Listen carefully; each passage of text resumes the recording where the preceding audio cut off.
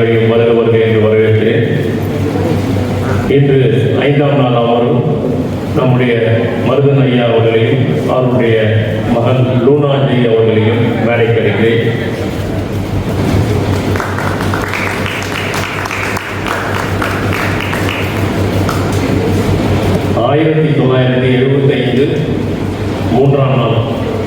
மூன்றாம் மாதத்தில் பிறந்தவர் நம்முடைய மருதன் அவர்கள். தமிழ் எழுத்தாளர், சமூகம், அரசியல், வரலாற்று ஆய்வாளர்களை சந்தித்து நேர்காணல் செய்து இருக்கிறார்.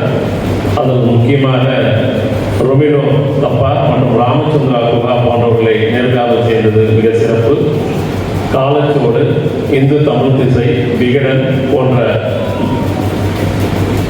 நாளிதழ்களிலும் வார இதழ்களிலும் பல கட்டுரைகளை எழுதி வந்துள்ளார்.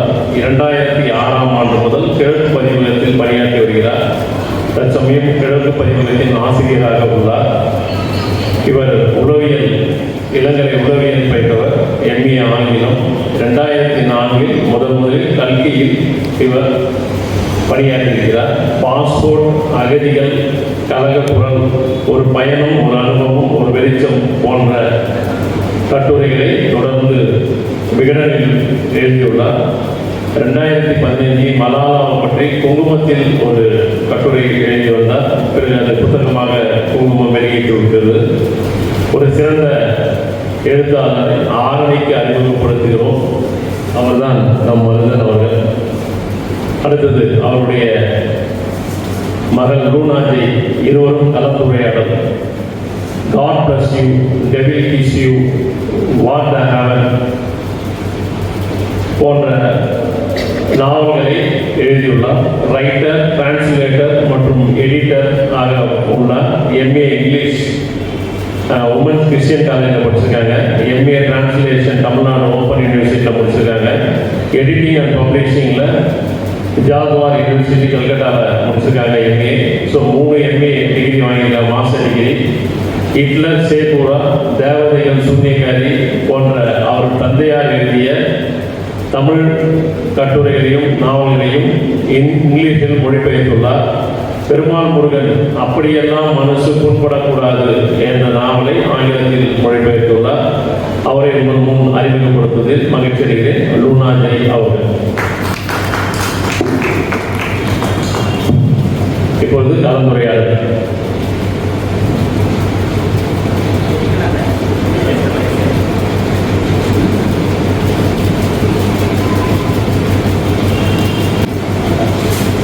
அனைவருக்கும் வணக்கம்.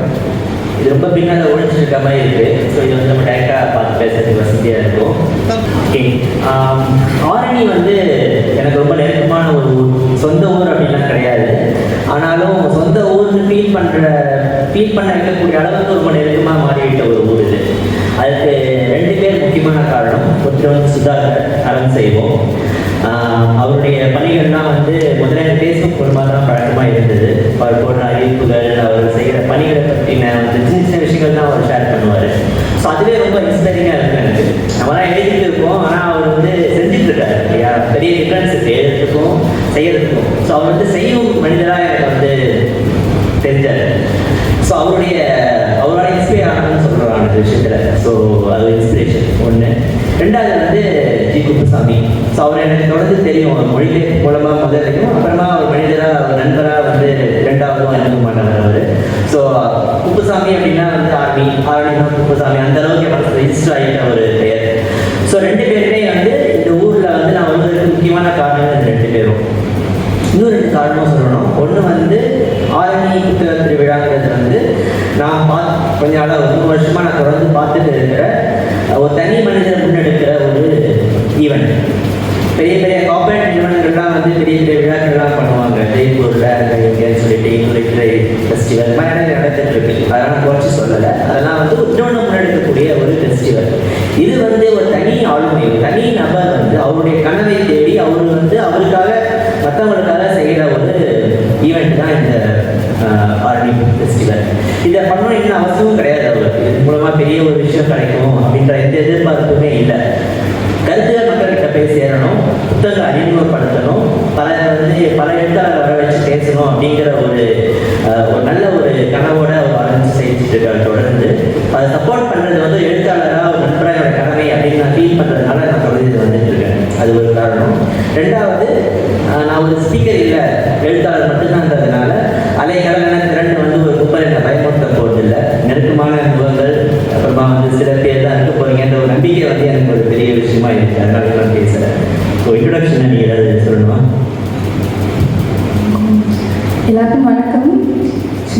அகாடமியில் இது செகண்ட் டைம். லாஸ்ட் டைம் வந்து இன்ட்ரடக்டரின்னு சொல்லிட்டு புக்ஸ் எல்லாம் அறிமுகம் பண்ணியிருந்தாங்க, என்னோட 3 புக்ஸை. ஸோ இந்த வாட்டி இந்த சான்ஸ் கிடைச்சதுக்கு நான் ஆக்சுவலி கண்டிப்பாக சுதாகர் அங்கிளுக்கு தேங்க்யூ சொல்லி ஆகணும். அருண் செய்வோம்.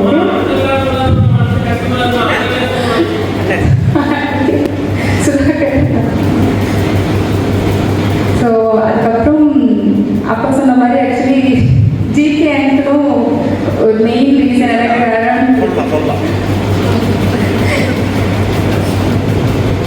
ஸோ அறிமுகம் கவலை.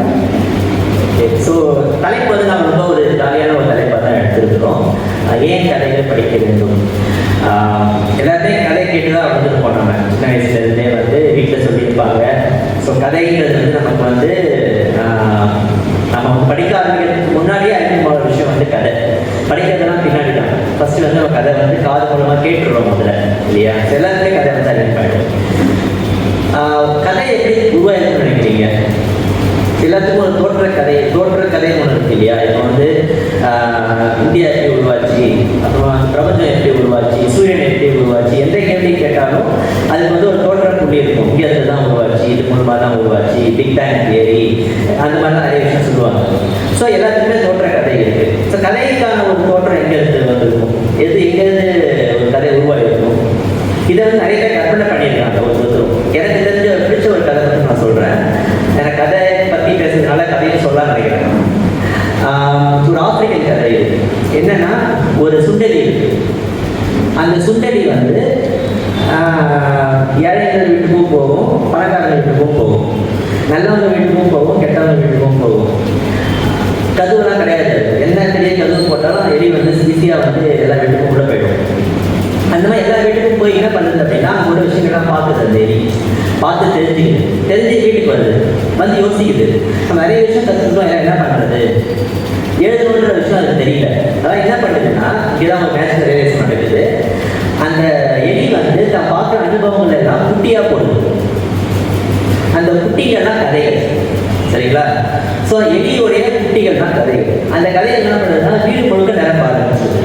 ஏன்னா அந்த எலி வந்து நிறைய வீட்டுக்கு போக போக கற்றுக்க அதோட குட்டிகளோட எண்ணிக்கையும் அதிகமாகிட்டே போகுது.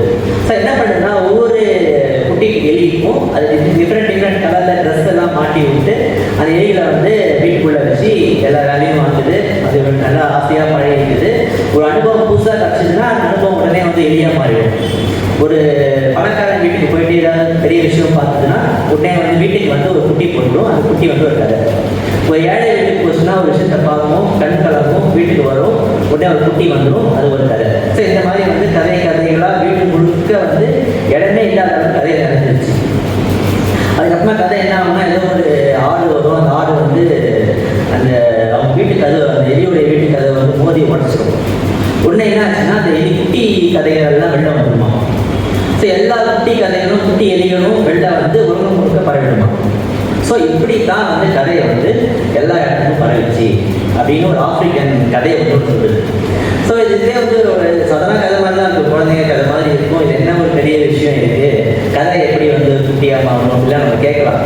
ஆனால் யோசிச்சு பார்த்தீங்கன்னா, அந்த எலி வந்து ஒரு ரைட்டராக இருந்ததுன்னா என்ன இருக்கும்? நம்ம ரைட்டராக இருந்தால் என்ன, ரைட்டர் என்ன பண்ணுறாரு, எல்லா அனுபவங்களையும் பார்க்குறாரு, அவருக்கு என்னென்ன இன்ஃப்ளூயன்ஸ் ஆகிறதோ எழுதுறாரு. அந்த எழுத்து வந்து எல்லா இடத்துக்கும் போய் சேருது. ஆரணிக்கு வருது, அமெரிக்காவுக்கு போகுது, எங்கே வேணாலும் போகலாம். ஸோ இந்த எலிகள் மாதிரி இந்த கதைகள் வந்து எல்லா இடத்துலையும் பரவிட்டு இருக்கு. அது எழுத்தாளர் தான் அந்த ஒரு எலியாக நினச்சிக்கிறாங்க. ஸோ இதில் என்ன சொல்ல வரேன்னா, ஒரு கதையை வந்து நம்ம எப்படி ஒரு நாள் திங்க் பண்ணி பார்க்க முடியும். ஒரு கதை வந்து அது என்ன சொல்ல வருதோ அது மட்டும் கிடையாது. ஒரு கதையை வச்சு நம்ம நிறைய விஷயம் யோசிக்கலாம், நிறைய விஷயங்களை வந்து நம்ம கொஸ்டின் பண்ணலாம், நிறைய விஷயங்களை நம்ம வந்து அதிலிருந்து நம்ம கற்றுக்க முடியும். சின்ன குழந்தைங்க கதையிலிருந்து பஞ்சதந்திர கதைகள் ஆரம்பிச்சு சல்மான் ருஷ்டி, அமிதாப் கோஷ், இந்த மாதிரியான பெரிய பெரிய இலக்கியவாதிகள்லாம் இருக்காங்க, இல்லையா? அவங்க ஓரான் பாபு, இந்த மாதிரி எத்தனை டால்ஸ்டாய் சொல்லிட்டே போகலாம். ஸோ அந்த கதைகள் வரைக்கும் சின்ன கதைகள் பெரிய கதைகள் வேறுபாடே கிடையாது. ஒரு குழந்தைக்கு வந்து ஒரு எலியை வந்து அறிமுகப்படுத்திட்டோம்னா, ஒரு சின்ன கதையை அறிமுகப்படுத்திட்டோம்னா, அதன் பிறகு வந்து அந்த ஆடை வந்து போதுற மாதிரி அந்த குழந்தையோட மனசு வந்து கதவுகள் இருக்கும். அப்போ அந்த குழந்தை வந்து இன்னும் பல கதைகளை தேடி போகும். அந்த வயசுக்கு என்ன புரியுமோ, எது பிடிக்குமோ அந்த கதைகள். அடுத்து வளர வளர அந்த குழந்தையுடைய பசி அதிகமாக பல கதைகளை தேடி படிக்க ஆரம்பிக்கும். ஸோ முக்கியமாக வந்து கதைகள் மேலே வந்து ஒரு ஈடுபாடு வந்து எல்லாருக்குமே வருது. ஓகே, சரி, இது வந்து ஒரு கதை. இப்போ வந்து ரூனாட்ட கேட்குறாங்க, எப்படி வந்து ஒரு கதை இன்ட்ரெஸ்டாக கதை மேலே உனக்கு எப்படி ஆர்வம் வந்துச்சு? நீ ஃபஸ்ட்டு படித்த கதைகள் அந்த மாதிரி ஏதாவது உங்களுக்கு வந்து சொல்ல முடியுமா? எது இன்ஃப்ளூயன்ஸ் பண்ணிச்சு கதையை? நானும் சொல்கிறேன் அதுக்கப்புறமா. ஆக்சுவலி நம்ம ஏன் கதை படிக்கணும் அப்படிங்கும்போது, ஏன் படிக்கணும்னு முதல்ல அந்த கொஸ்டினியர் என்ன பிரிச்சுக்கலாம் என்ன கேட்டால். முதல்ல ஏன் படிக்கணும்? ஏன்னா கதைன்றது புக்ஸில் மட்டும் இல்லை, நம்ம பார்க்குற இடத்துல சுற்றி எல்லா இடத்துலையும் இருக்குது, மூவிஸில் இருக்குது, நிறைய மீடியம்ஸ் இருக்குது. அந்த கதையிலேயே வந்து ப்ரொஜெக்ட் பண்ணுறதுக்கு டிஃப்ரெண்ட் டைப்ஸ் ஆஃப் மீடியம்ஸ் இருக்குது. ஆனால் அதை ஏன் படிக்கணும் அந்த கதையன்னு பார்க்கும்போது, இப்போ நம்ம ஒரு கதை ஸ்டோரி படிக்கிறோம் அப்படின்னா கண்டிப்பாக ஸ்டோரின்றது நம்ம ஃபிக்ஷன் தான் எடுத்துக்கிறோம், நான் ஃபிக்ஷன் கிடையாது. நான் ஃபிக்ஷனையும் மீறி கதையாக ஃபார்மேட்டாக சொல்லலாம். பட் ஃபிக்ஷன் தான் ஸ்டோரி நம்ம மெயினாக எடுத்துக்கிறோம். பட் அதே ஃபிக்ஷனல் எலிமெண்ட்ஸை நம்ம படிக்கும்போது நம்மளை இமேஜின் பண்ணுறோம். ஸோ நம்மளோட இமேஜினேஷன், க்ரியேட்டிவிட்டி அதெல்லாம் அது தூண்டும். இப்போ அதே ஒரு விஷயத்தை வந்து மூவியாக பார்க்குறோம். இப்போ இதில் எல்லாருமே மோஸ்ட்லி தெரிஞ்ச விஷயம் ஹாரி பாட்டர் தெரிஞ்சிருக்கோம். ஹாரி பாட்டர்ங்கிறது ஒரு ஸ்டோரி தான். அந்த ஸ்டோரியை வந்து அவ்வளோ பெருசாக அத்தனை சீரீஸ் ஆஃப் புக்ஸாக டெவலப் பண்ணியிருப்பாங்க. ஸோ அந்த ஹாரி பாட்டருங்கிறது வந்து மூவியாகவும் இருக்குது, புக்காகவும் இருக்குது. பட் புக்ஸாக படித்தவங்களோட எக்ஸ்பீரியன்ஸ் வேறு, மூவியாக பார்க்குறவங்களோட எக்ஸ்பீரியன்ஸ் வேறு. ஸோ அதை வந்து ஃபஸ்ட்டு நான் கிளாரிஃபை பண்ணலான்னு பார்த்தேன், ஏன் கதையை படிக்கணும். ஸோ இப்போ முதல்ல நெக்ஸ்ட் கொஸ்டின், ஏன் கதைன்றது கேட்ட அந்த கேள்விக்கு வரலாம். எப்படி கதை நான் படிக்க ஆரம்பித்தேன் அப்படின்னா, ஃபேரி டேல்ஸ்லேருந்து ஆரம்பித்தேன். ஃபேரி டேல்ஸ் படிக்க ஆரம்பிச்சு ஸ்கூல் டைமில் ஒரு 3rd ஸ்டாண்டர்ட் அந்த மாதிரி படிக்கிற டைமில் ஃபேரி டேல்ஸ் படிக்க ஆரம்பித்தேன் ஃபஸ்ட்டு. ஸோ அந்த ஃபேரி டேல்ஸ்லேருந்து கொஞ்சம் கொஞ்சமாக நான் நெக்ஸ்ட் ஸ்டெப் போனதே வந்து 5th ஸ்டாண்டர்ட் வரும்போது ஒரு 2 வருஷத்தில் இமீடியட்டாக நான் ஜம்ப் பண்ணது. வீட்டில் இருந்த ஷெல்ஃபில் இருந்துச்சு ஒரு புக்கு, சிட்னி ஷெல்டன்ன்ற ஒரு த்ரில்லர் நாவல் இருந்துச்சு. ஸோ அங்கேருந்து தான் ஆரம்பித்து நான் ஸ்ட்ரெயிட்டாக fairy to Sidney Sheldon jump பண்ணி படிக்க ஆரம்பிச்சிட்டேன். ஸோ இப்போ ஒரு 5th ஸ்டாண்டர்ட் படிக்கிற ஒரு 12 வயசு இருக்குன்னு நினைக்கிறேன். அந்த ஏஜோட மென்டல் கெப்பாசிட்டிக்கு சிட்னி ஷெல்டனை கிராஸ் பண்ண முடியாது கண்டிப்பாக. ஸோ நான் இருந்தாலும் நான் படிச்சுட்டே இருந்தேன். பிகாஸ் அந்த கியூரியாசிட்டி அந்த கதையில் ஒரு இன்ட்ரெஸ்ட் இருந்துச்சு. நிறைய வார்த்தை அதில் எனக்கு புரியாது, என்ன சொல்கிறாங்கன்னு புரியாது. இதுக்கப்புறம் இது என்ன நடுவில் அங்கே கேப்லாம் இருக்கும். பட் ஸ்டில் அந்த கதை தான் நமக்கு முக்கியம். ஒரு வேர்ட் தெரியல, சரி ஓகே அது டிக்ஷனரியில் பார்த்துக்கலாம். சரி ஒரு பேஜே ஃபுல்லாக புரியலையா, பரவாயில்ல, இன்னும் 400 பக்கம் இருக்குது. ஸோ அந்த மாதிரி அந்த கதை என்னாச்சுன்னு ஒரு ஆர்வத்துக்கு அப்படியே படிக்க போய் சிட்னி ஷெல்டனோட எல்லா புக்ஸும் படித்து முடிச்சிட்டேன். அடுத்த ஒரு 2 இயர்ஸில் 6th முடிக்கிறதுக்குள்ள 6th ஸ்டாண்டர்ட் வரும்போது. ஸோ அப்படி தான் படிக்க ஆரம்பித்தேன்.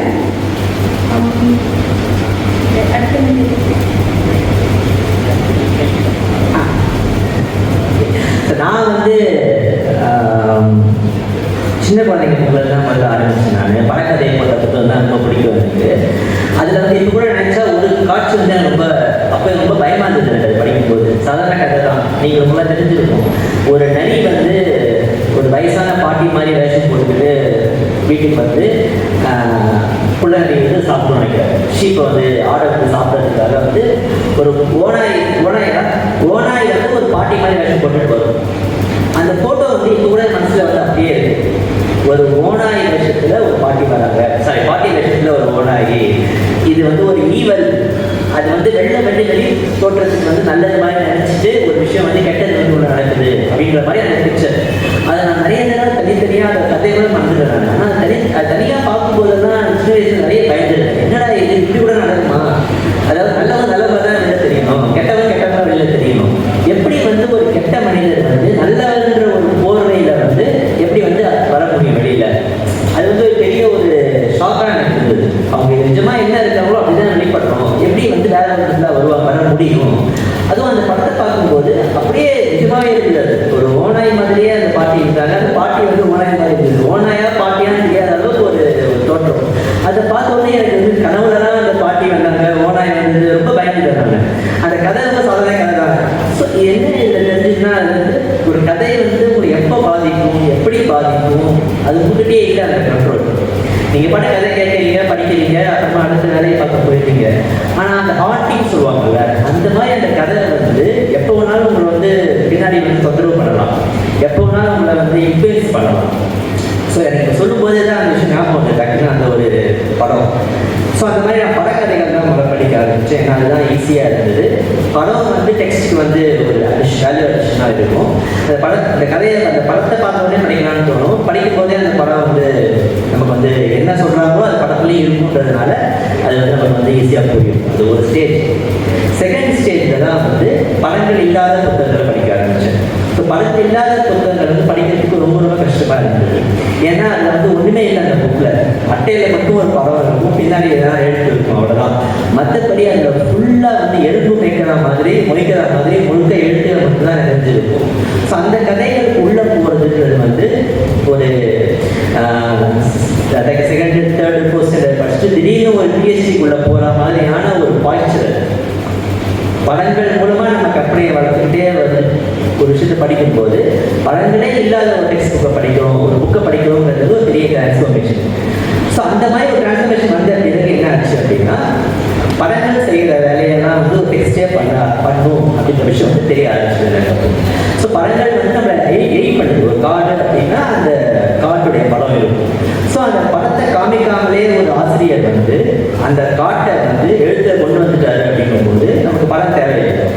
காடு, ஓனாய், இந்த வயதான பெண், எதுவாக இருந்தாலும் எலி, எல்லாத்தையுமே வந்து டிஸ்கிரைப் பண்ணி டிஸ்கிரிப்ஷனோட ஒரு கதையை வந்து சொல்லும் போது நம்ம மனசில் வந்து ஒரு காட்சி தெரியுது இல்லையா? ஸோ அதுதான் படம். ஸோ நம்ம வந்து எல்லாத்தையுமே ஆசிரியர்கிட்ட எதிர்பார்க்காம, எல்லாமே புக்கில் எதிர்பார்க்காம நான் இமேஜினேஷன் மிக்ஸ் பண்ணுறோம். ஸோ அந்த விஷயம் வரும்போது என்ன ஆகுதுன்னா, நான் பார்ட்டிசிபேட் பண்ணுறேன் அந்த புக்கில். அதாவது அவங்க சொல்கிறாங்க நம்ம படிக்கணுன்றது மட்டும் கிடையாது, அவங்க சொல்கிறாங்க அதை வச்சு நான் இமேஜின் பண்ணுறேன். ஸோ நானும் ஆசிரியரும் சேர்ந்து அந்த புக்கை வந்து அடுத்த ஸ்டெப் கொண்டு போகிறோம். இப்போ ஒரு ஆசிரியர் இருக்காருன்னா, ஒரு கதாசிரியர் இருக்காரு, சிறுகதையோ ஒரு நாவலோ ஒரு கவிதையோ அவர் எழுதி முடிச்சிட்டாரு. அவருடைய மனசில் ஒரு கற்பனை இருக்குது. அந்த கற்பனையை வந்து அவர் இறக்கி வச்சு டவுன்லோட் பண்ணி வச்சுட்டாரு. அந்த புக்கை டவுன்லோட் ஆகாத தப்பாக உள்ளுக்கு இறக்கி வைக்கிறாரு மீனிங்கில் சொல்கிறேன். அந்த புக்கை நான் படிக்கும்போது அந்த ஆத்தர் எந்த இமேஜினேஷனில் இருந்தாரோ அதில் நான் போக ட்ரை பண்ணுறேன் அவருடைய வேர்ட்ஸ் மூலமாக. ஸோ அவர் மனசில் என்ன காட்சி இருந்துதோ எழுதும்போது அதே காட்சி என் மனசில் இருந்தது அப்படின்னா அது ஒரு சக்ஸஸ்ஃபுல்லான ஒரு புக்கு. அதாவது அவருக்கு கற்க வேண்டியதை கற்பித்தாரு கூட. சில சமயம் என்ன ஆகும்னா, அவர் சொல்லாத விஷயம் கூட என்னால் கற்பனை பண்ணி பார்க்க முடியும். அது வந்து அவர் கையிலேயே கிடையாது. ஏன்னா அவர் கற்பனை பண்ணி முடிச்சிட்டாரு. அந்த புக் வந்து அவர் கையில் வெளில வந்துருச்சு. நான் படிக்கும்போது அதில் இன்னொரு புது கற்பனை எனக்கு வரலாம், அது நீங்கள் படிக்கும்போது இன்னொரு புது கற்பனை வரலாம். ஸோ அது வந்து அவர் கையிலேருந்து விடுபட்டு வேற ஒரு உலகத்துக்கு போயிடுது. அந்த உலகத்துலேருந்து விடுபட்டு இன்னொரு உலகத்துக்கு போகுது. ஸோ கதை வந்து அந்த எலி மாதிரி ஆரம்பத்தில் சொன்ன மாதிரி ஓடிக்கிட்டே இருக்காது. டால்ஸ்டாயோடைய அண்ணா கிழமைனா வந்து டால்ஸ்டாய் ஒரு மாதிரி கற்பனை பண்ணி அந்த அண்ணா உருவாக்கினாரு. நான் படிக்கும்போது வேற ஒரு அண்ணா, நீங்கள் படிக்கும்போது வேற ஒரு அண்ணா இல்லையா? ஸோ அது வந்து டால்ஸ்டாய்க்கும் அந்த அண்ணா சம்பந்தமே இருக்குமா கூட தெரியாது. அவர் வந்து என்னவா காமிக்க விரும்பினார் அந்த அண்ணா கிழமைனால, நான் அது என்னவா பார்க்குறேன். ஸோ இந்த டிரான்ஸ்ஃபர்மேஷன் வந்து நாவல்ஸ் படிக்கும்போது, எஸ்பெஷலி லிட்ரேச்சர் படிக்கும்போது தான் வந்து எனக்கு வந்து அந்த கற்பனை வந்து தெரிய ஆரம்பிச்சது. ஸோ அதுக்கப்புறமா படங்கள் தேவைப்படலை, படங்கள் இல்லாதே புத்தகங்களை படிக்க முடியும் அப்படிங்கிற ஒரு நம்பிக்கை. ஸோ இதுதான் எனக்கு பொறுத்த வரைக்கும் வாசிப்புன்னா படத்தோட படங்கள் இல்லாத, இதுதான் எனக்கு வந்து என்னை பொறுத்த வரைக்கும் மிகப்பெரிய ஒரு சேஞ்ச் அப்படின்னு சொல்லலாம். மற்றபடி இங்கேயே நம்ம பார்க்கலாம், நிறைய வந்து புக் வந்து படம் இல்லாத புத்தகங்களும் இருக்குது, படத்தோட சில புத்தகங்களும் இருக்குது. ஸோ எல்லாமே வந்து படிக்கணும் அப்படின்றது நான் வேண்டுகோள் விடுக்கிறேன். ஓகே, ஸோ அது ஒன்று ஆட் பண்ணுவேன். ஆக்சுவலி இப்போ அந்த ஓனாய் ஒரு பாட்டியோட உருவத்தில் இருக்கிற படம் வந்து ரொம்ப மனசில் தாக்கமாக இருக்குன்னு இப்போ அப்பா சொல்லியிருந்தாங்க. அது வந்து எனக்கு ஒரு விஷயத்தை ரிமைண்ட் பண்ணிருக்கு. என்னன்னா, அவங்களே சொன்ன மாதிரி ஒரு கதை வந்து ஆசிரியர் எழுதுனதை மீறியும் வந்து நம்மளால இமேஜின் பண்ண முடியும். ஒரு ரீடர் வந்து அது ஆசிரியர் சொல்லாதது கூட அது மூலயமா யோசிக்க முடியும், அந்த இமேஜினேஷன் வருதுன்னு சொன்னாங்க இல்லையா? ஸோ அதுக்கு ஒரு உதாரணம் என்னன்னா, இப்போ அந்த கதை வந்து அதோட பேர் little red riding hood and the big bad hood. So இது வந்து ஒரு ஸ்காட்டிஷ் ஆரிஜின்லேருந்து இருக்கலாம், or like most fairy tales நமக்கு அதோட ஆரிஜின் தெரியாது, எல்லாமே மோஸ்ட்லி இருக்குது. அது ரீடெய்லிங்ஸ் இருக்குது, வேற வேற பேர் சில சின்ன மாற்றம் பண்ணி வேற மாதிரி கொண்டு வந்திருப்பாங்க. பட் அதோட பாப்புலர் வெர்ஷன் பார்த்தோம்னா, ஒரு சின்ன பொண்ணு இருக்கா. அந்த பொண்ணு வந்து அவளோட ட்ரேட்மார்க் என்னன்னா, ஒரு ரெட் கலரில் ஒரு ஆடை உடுத்திட்டு போகிறா. அவங்க பாட்டி வீட்டுக்கு போகிறான். அவள் வீட்டில் இருந்து ஒரு காடு வழியாக அவங்க பாட்டி வீட்டுக்கு போகிறான். அவங்க பாட்டியை பார்க்கறதுக்கு கையில் ஒரு பாஸ்கெட்டு, அதில் சாப்பாடு ஏதோ உணவு பொருள் எடுத்துகிட்டு போகிறான். போகிற வழியில் என்னன்னா, அவளுக்கு வழி ஃபுல்லாக கிளம்பும் போதே சொல்லியிருப்பாங்க, பார்த்துப்போ, காட்டில் வந்து முழுப்பு இருக்குது, பார்த்துப்போ அப்படின்னு சொல்லியிருப்பாங்க. அங்கே போன அப்புறம் அதே மாதிரி என்ன ஆகும்னா, பாட்டி வீட்டில் பாட்டி பதிலாக அந்த ட்ரெஸ் எல்லாம் பாட்டியோட ட்ரெஸ்ஸை போட்டு ஒரு உல்ஃப் வந்து வெயிட் பண்ணிட்டு இருக்கோம். ஸோ இப்போ இந்த ஸ்டோரியில் என்னன்னா, அவங்க அது வந்து ஒரு சில்ட்ரன் ஸ்டோரியாக நம்ம பார்த்தோம் அப்படின்னா, சின்னதாக ஒரு பூச்சாண்டி கதையாக சொல்லலாம். ஓகே, வெளில போனால் நோனா பிடிச்சி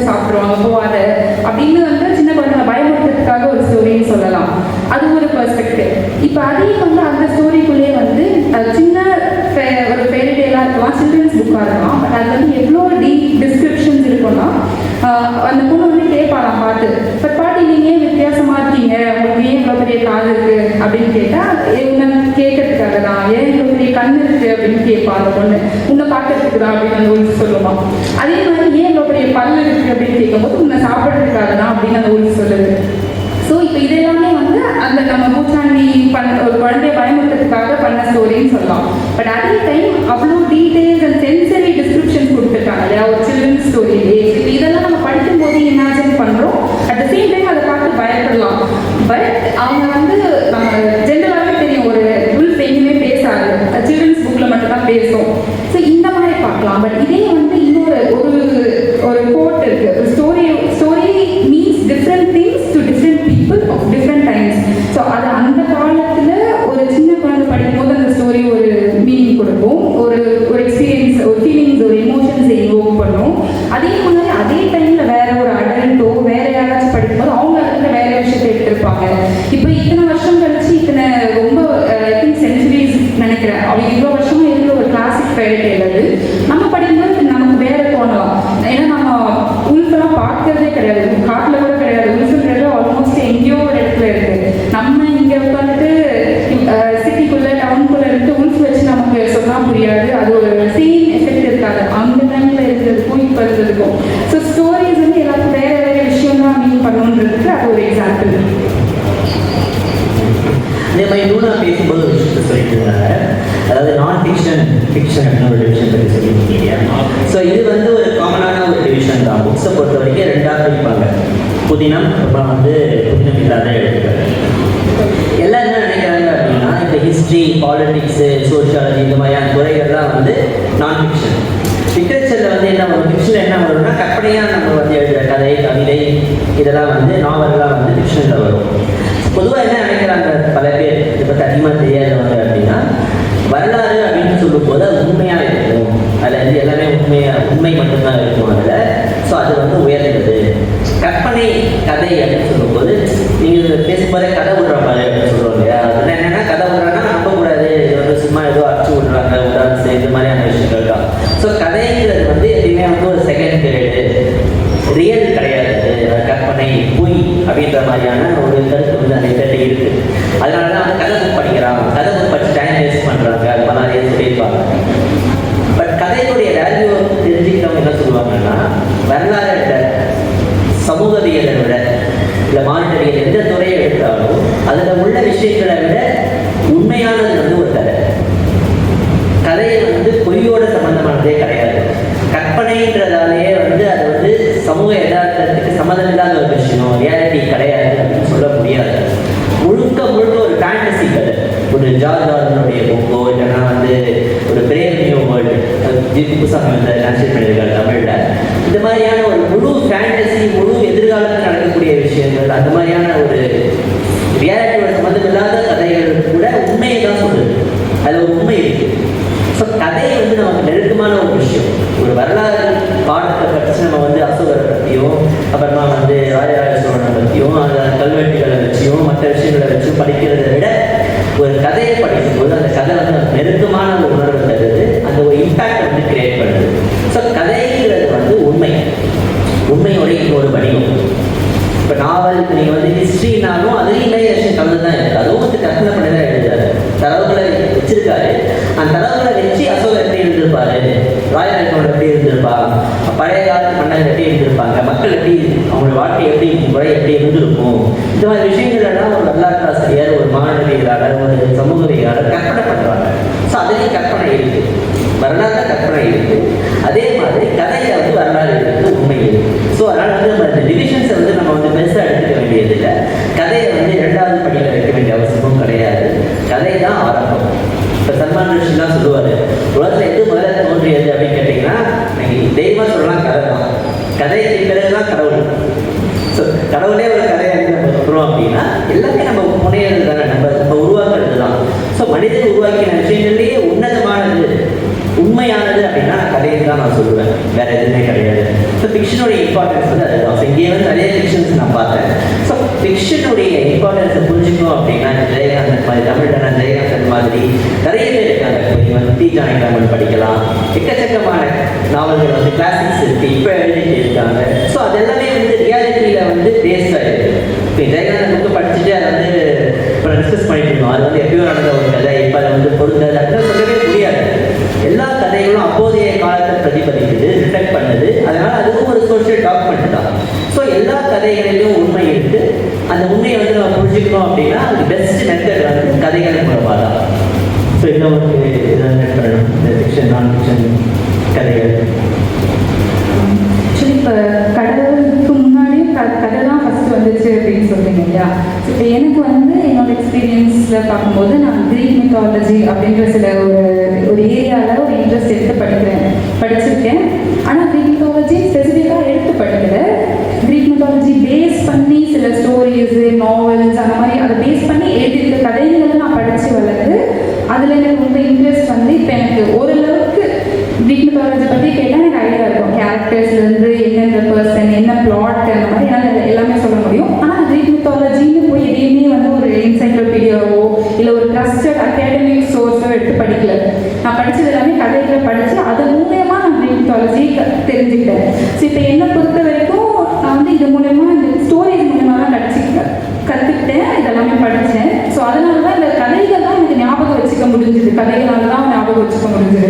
ஆனால் இப்போ ஒரு பாப்புலர் டிபேட் ஒன்று இருக்குது, எல்லாருக்கும் தெரிஞ்ச மாதிரி. இப்போ மித்தாலஜி அப்படின்னு நம்ம எடுத்துக்கிறோம் அப்படின்னா மித்தாலஜின்றது ரியலா இல்லையா? ஃபர்ஸ்ட் அது ரியலா இருந்துச்சுன்னா தான் அதில் நம்ம ஸ்டோரி மேக் பண்ணுறோம்னு சொல்லலாம். இல்லை அதுவே ஸ்டோரி அப்படின்னு சொல்கிறதுக்கு வாய்ப்பு இருக்குது. ஸோ இப்போ நீங்கள் ஹிஸ்டாரியன் அண்ட் நீங்கள் ஆல்ரெடி சொன்ன மாதிரி கதை தான் வந்துச்சு கடவுளுக்கு முன்னாடி அப்படின்னும் போது ஸோ உங்கள் ஒப்பீனியன் என்ன?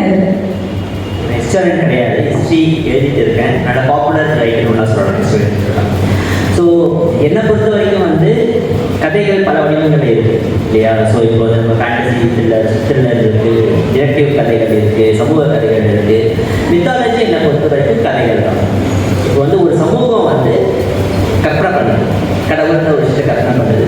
ஸோ அந்த கற்பனை வந்து ஒவ்வொரு சமூகத்துலேயும் ஒரு மாதிரி இருக்குது. கிரேக்க கடவுள்கள் உருவான சமயத்தில் மனிதர்கள் தான் உருவாக்கியிருக்காங்க அந்த கிரேக்க கதைகளை. அவங்க தான் கற்பனை பண்ணியிருக்காங்க. ரோமானிய கடவுளை வந்து அதே மாதிரி தான் கற்பனை பண்ணியிருக்காங்க. இந்து கடவுள், எல்லா கடவுள்களையுமே வந்து நான் என்னுடைய புரிதலின்படி மனிதர்கள் உருவாக்கியது தான் வந்து எல்லா மித்தாலஜி. ஏன் மித்தாலஜி தனியாக சொல்கிறோம் அப்படின்னா அது வந்து பழைய விஷயங்கள்லாம் பேசுது, அப்போ உள்ள மக்களுடைய நம்பிக்கைகள். ஸோ அவங்களுக்கு அது நம்பிக்கைகள், அவங்க வணங்குறாங்க, இப்போ வணங்கிட்டு தான் இருக்காங்க எல்லா நாடுகளும் நம்பிக்கையாளர்கள். ஆனால் என்னை பொறுத்த வரைக்கும் என்னுடைய நான் படித்த வரைக்கும் மித்தாலஜிஸ் எல்லாமே வந்து மித்தாலஜிஸாக மட்டும் டீல் பண்ணணும். மித்தாலஜிங்கிறது வந்து ஹிஸ்ட்ரி கிடையாது, மித்தாலஜிங்கிறது வந்து பியூர் ஃபிக்ஷன் என்னை பொறுத்த வரைக்கும். ஸோ அதை வந்து யாரும் கருத்து முரண்பாடு இருக்கலாம். பட் மித்தாலஜி வந்து ஃபிக்ஷன் அப்படின்னு சொல்றது மூலமாக நான் அதை குறைச்சி மதிப்பிடுறேன்னா அப்படின்னா இல்லை. அதை நான் சொல்லிட்டே வரேன். பலமுறை சொன்னது வந்து கதைகள் ரொம்ப முக்கியமானது, கதைகள் வந்து உண்மையை பேசுது. அதனால மித்தாலஜிஸை வந்து நான் வந்து வேண்டாம், படிக்க வேண்டாம் அப்படின்னு சொல்லவே மாட்டேன். கிரீக் மித்தாலஜி வந்து ரொம்ப முக்கியம், எஜிப்தியன் மித்தாலஜி ரொம்ப முக்கியம், இந்தியன் மித்தாலஜி எனக்கு முக்கியம்.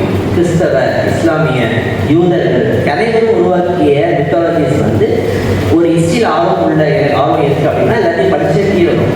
ஏன் படிக்கணும்? அது வந்து என்ன வருது? கிரீக் மித்தாலஜியில் வந்து பாதி கடவுள், பாதி மனிதன், அப்புறமா வந்து பாதி உடம்பு வந்து சைக்ளோப்ஸ், அந்த மாதிரி நிறைய விஷயங்களை இவங்களுக்கு நிறைய தெரியும், லூனாக்கு நிறைய தெரியும். ஸோ அந்த மாதிரி வந்து நிறைய விதமான கற்பனைகள் மனிதர்கள் பண்ணியிருக்காங்க இல்லையா? என்னை பொறுத்த வரைக்கும் அந்த கற்பனைகள் முக்கியம். ஏன் அப்படி கற்பனை பண்ணாங்க? ஒரு சமூகம் ஏன் அப்படி கற்பனை பண்ணுது இல்லையா? அந்த விஷயங்களை புரிஞ்சுக்கணும்னா மித்தாலஜி வந்து கண்டிப்பாக நம்ம புரிஞ்சுக்கணும். ஸோ இப்போ லூனாக்கு வந்து மித்தாலஜி, கிரீக் மித்தாலஜி ஒரு பெரிய ஈடுபாடு இருக்குது. எனக்கு தெரியாத மைனர் கேரக்டர்ஸ்லாம் கூட நிறைய விஷயங்கள் வந்து அது முழு ஹிஸ்ட்ரியை சொல்லுவாங்க. ஹிஸ்ட்ரினா வேறு சொல்கிறேன், முழு கதைகள், சின்ன சின்ன கதைகள். இப்போ சைக்ளோப்னா என்ன, கயானா யார், நான் அடிக்கடி கேட்டுட்டேன் அப்ரோடைட்னா யார் அப்படின்னு கேட்டேன்னா முழு கதையும் சொல்லுவாள். அப்ரோடைட்டுடைய தோற்றம்லேருந்து இப்போ வரைக்கும் அப்போலோனா யார், நிறைய கன்ஃபியூஷன் வரும் அந்த விஷயங்கள்லாம். ஸோ மித்தாலஜி வந்து நம்ம இன்னமும் கூட கேப்சர் பண்ணல இமேஜினேஷன். அது உருவாகி பல வருஷங்கள் ஆச்சு, 2000 வருஷங்கள் ஆச்சு, 3000 வருஷங்கள் ஆயிருக்கு. சுமேரியன் அது முன்னாடிலாம் போனீங்கன்னா அந்த மித்தாலஜிஸ்லாம் இன்னும் பழமையானவை. அந்த மக்களோட நம்பிக்கைகள் மித்தாலஜிஸில் கொஞ்சம் இருக்கு. அந்த மக்களுடைய சடங்குகள், மக்களுடைய நம்பிக்கைகள், அவங்க பார்வைகள், அவங்க வரலாறு எப்படி பார்க்குறாங்க, அவங்கள வந்து எதிர்காலத்தை எப்படி பார்க்குறாங்க, அவங்கள பொறுத்தவரைக்கும் எது எதிர்காலம், இது எல்லாமே வந்து கடவுள்களுடைய உருவாக்குறது மூலமாக அவங்க அந்த கதைகளை உருவாக்கியிருக்காங்க. ஸோ கதைகள் தான் இருந்தாலும் அதை வந்து வரலாற்று ஆசிரியர் படிக்கணும், எல்லாருமே படிக்கணும், அதை விவாதிக்கணும். அதனால தான் நீங்கள் பார்த்தீங்கன்னா இப்போ ராமாயணம் அப்படி எடுத்துக்கிட்டிங்கன்னா ராமனின் பார்வையில், சீதையின் பார்வையில், அது மாதிரி நிறைய கற்பனை பண்ண முடியுது இல்லையா? இந்த கற்பனை வந்து சாத்தியமாக்குறது ஃபிக்ஷன் தான். ஹிஸ்ட்ரி வந்து என்ன பண்ணவே முடியாது. அசோகர் தான் அசோகர், அவ்வளோதான். அவருக்கு வேற மாதிரி பார்க்கவே முடியாது வரலாற்றுல. ஆனால் ஃபிக்ஷன் என்ன நடக்குதுன்னா ஒரு ஒரு மன்னரை வந்து வேற மாதிரி கற்பனை பண்ணி பார்க்கலாம். ஒரு கதையை வந்து நீங்கள் அப்படியே தலைகீழ மாற்றி பார்க்கலாம். ஸோ எல்லா விதமான சாத்தியங்களையும் வந்து நமக்கு வந்து ஃபிக்ஷன் தான் கொடுக்குது. ஸோ மித்தாலஜி ஃபிக்ஷன் அப்படின்னு கேட்டால் கண்டிப்பாக ஃபிக்ஷன், அதனால அது உண்மை, அதனால அதை படிக்கணும். ஆனால் மித்தாலஜி ஹிஸ்ட்ரி கிடையாதுன்றதை ஓகே. ஸோ அப்புறமா எனக்கு பிடிச்ச இன்னொரு கதை வந்து இப்போ இன்னொரு விஷயம், முக்கியமான விஷயம் பேச வேண்டியது வந்து கதைகள் இருக்கு. இந்த கதைகள் வந்து உண்மைதான் சொல்றதுன்னு நான் சொன்னேன், பொய் கிடையாதுன்னு சொன்னேன். இப்போ இதில் வந்து ஒரு கதையில் வந்து என்ன இருக்கணும், அதில் வந்து ஏதாவது ஒரு செய்தி இருக்கணுமா, அதில் ஏதாவது மக்களுக்கான ஒரு பிஹேவியர் இருக்கணும், அப்படி இருக்கணுன்ற மாதிரி அறம் சார்ந்த விஷயங்கள் இருக்கணுமா? இது வந்து ஒரு பெரிய கேள்வி. இது நாங்கள் நிறைய பேசிட்டு இருந்தோம் இதை பற்றி. இன்னைக்கு போன்ற நிறைய விவாதத்தை சண்டைலாம் போட்டுருந்தோம். ஸோ ஒரு கதையில் என்ன இருக்கணும் என்ன இருக்கக்கூடாதுன்றது வந்து அந்த ஒரு பர்டிகுலர் ஆசிரியர் தான் தீர்மானிக்கிறார். ஏற்கனவே சொன்ன மாதிரி சில சமயம் அறத்தை வலியுறுத்துறதுக்காக, எத்திக்ஸ் கொண்டு வர்றதுக்காக, இது பண்ணு அது பண்ணாது சொல்லிக் கொடுக்கறதுக்காக சில பேர் கதையை எழுதுறாங்க. சில பேர் வந்து கதையை மட்டுமே எழுதுறாங்க. அது எந்த விதமான மாரல் மெசேஜ் இல்லாமல். மாரல் மெசேஜ் இருக்கோ இல்லையோ நாம் அதை மாரல் எடுத்துக்க முடியும். மாரல் மெசேஜ் இருக்கோ இல்லையோ மாரல் எடுத்துக்காம இருக்க முடியும். ஸோ ஆசிரியர் என்ன சொல்ல வராதுன்றது ஒரு பக்கம், என்ன அவர் எதுவுமே சொல்லறானோ அதால் எடுத்துக்க முடியும். ஃபார் எக்ஸாம்பிள் இப்போ வந்து ஆனா கரீனா எடுத்துக்கிட்டிங்கன்னா, ஆனா கரீனா உருவாக்குறதுக்கு டால்ஸ்டாய் மனசில் வந்து ஒரு மாரல் விஷயம் இருக்குது. அவர் வந்து அந்த கதையை மூலமாக விஷயத்தை வந்து வலியுறுத்தி சொல்ல விரும்புகிறார். அந்த செய்தியை நான் எடுக்க வேண்டிய அவசியமே கிடையாது. நான் வந்து அவர் சொல்ல விரும்புகிற விஷயத்தை நான் எடுத்துக்க வேண்டியதில்லை. அதை நான் வந்து ஒரு பாடமாக எடுக்க வேண்டியதில்லை. நான் அதை ஒரு என்ஜாயபிள் எக்ஸ்பீரியன்ஸாக, அதை படிக்கிற ஒரு இன்பமாக, அதை நான் வந்து ஒரு என்ஜாய் பண்ணி நான் படிக்கலாம். அவர் சொல்ல ஒரு விஷயத்தை எடுத்துக்கவே வேணாம். அதே மாதிரி ஒருத்தர் வந்து எந்த விஷயமே இல்லாமல், இப்போ நீங்கள் டாஸ்டாயெவ்ஸ்கியோட குற்றம் தண்டனை எடுத்துட்டீங்கன்னா, அவர் வந்து என்ன சொல்ல வந்தார் அந்த கதையில்? காப்கா ஒரு கதை எழுதாரு. என்ன சொல்ல வர்றாரு அந்த கதையில்? ஏதாவது பெரிய மாரல் டீச் பண்ணுறாரா? செக்கோவ் நாவல் எழுதுறாரு, ஒரு கதை எழுதுறாரு. செக்கோவுடைய நோக்கம் என்னவா இருக்குது அந்த கதையில்? இதெல்லாம் எதுவுமே நமக்கு முக்கியம் கிடையாது. நாம அதை படிச்சுட்டு அதில் மெசேஜ் எடுத்துக்கலாம், எடுத்துக்காமையும் போகலாம். அந்த உரிமை நம்மகிட்ட இருக்குது. எடுத்துக்கணுமா எடுத்துக்கலாமாங்கிறது நம்மளுடைய உரிமை, நம்மளுடைய தனிப்பட்ட விஷயம் சார்ந்தது, நம்மளுடைய இன்ட்ரெஸ்ட் சார்ந்தது, நம்மளுடைய அப்ரிங்கிங் சார்ந்தது. எதுவுமே எடுத்துக்காமையும் நம்மளால் கதையை என்ஜாய் பண்ண முடியுன்றது தான் நான் சொல்ல வரேன். ஒரு கதையை வந்து மாரல் இருக்கா இல்லையா, கெட்ட வாழ்க்கையை சொல்லுதா நல்ல வாழ்க்கையை சொல்லுதா, அது மோசமான ஒருத்தனை பற்றி சொல்லுதா நல்லவனை பற்றி சொல்லுதா, கடவுளை பற்றி பேசுகிற கதையா சாத்தானை பற்றி பேசுகிற கதையா, பெரிய மனிதர்களா சின்ன மனிதர்களா, எதுவுமே முக்கியம் கிடையாது. ஒரு கிரிமினலுடைய வாழ்க்கை, ஒரு மோசமான ஒரு மனிதன் பிறவி, ஒரு மனித பிறவி இருக்கணுமா அப்படின்னு ஒரு மனிதரை கூட வந்து ஒரு நாவலாசிரியர் உருவாக்க முடியும். அதை நம்ம வந்து படித்து உருவாக்க முடியும். அதில் நம்ம செய்தி எடுத்துக்க முடியும், எடுத்துக்காமையும் இருக்கலாம். ஸோ ஒரு கதை வந்து ஒரு ஆசிரியர் என்ன சொல்ல வராதுன்றது செகண்டரி. ஒரு கதையை வந்து நாம எப்படி டீல் பண்ணுறோம், நாம என்ன எடுத்துக்கிறோம்ன்றது நான் முக்கியம் நினைக்கிறேன். ஸோ இதை பற்றி நீ என்ன நினைக்கிறேன்? ஒரு கதையை வந்து வாழ்க்கை நம்ம எடுத்துக்கூடாதா, அந்த வாழ்க்கை எப்படி நம்ம புரிஞ்சுக்கிறோம்? இந்த கேள்வி வந்து கொஞ்சம் ரொம்ப டஃப்பான கொஸ்டின் தான். ஏற்கனவே நிறைய இதை பற்றி டிபேட் ஆர்கியூமெண்ட்லாம் பண்ணியிருக்கோம். பட் இப்போ என்னென்னா கதைன்றது நம்ம ஒரு என்டர்டெயின்மெண்ட்டுக்கு படிக்கலாம், அது ஒரு ஃபார்ம் ஆஃப் என்டர்டெயின்மெண்ட்டாகவும் வச்சுக்கலாம். அது வந்து நம்ம எழுதும் போதே என்டர்டெயின்மெண்ட் தான் எழுதுறோம் அப்படின்னு நினச்சிட்டு எழுதும்போது வேறு. பட் ஒரு புக்குன்றது ஆஸ் அ ரைட்டர் மைசெல்ஃப் என்னை பொறுத்த வரைக்கும் ஒரு கதை எழுதுறேன் அப்படின்னா அது வந்து ஒரு மெசேஜ் இருக்கணும்.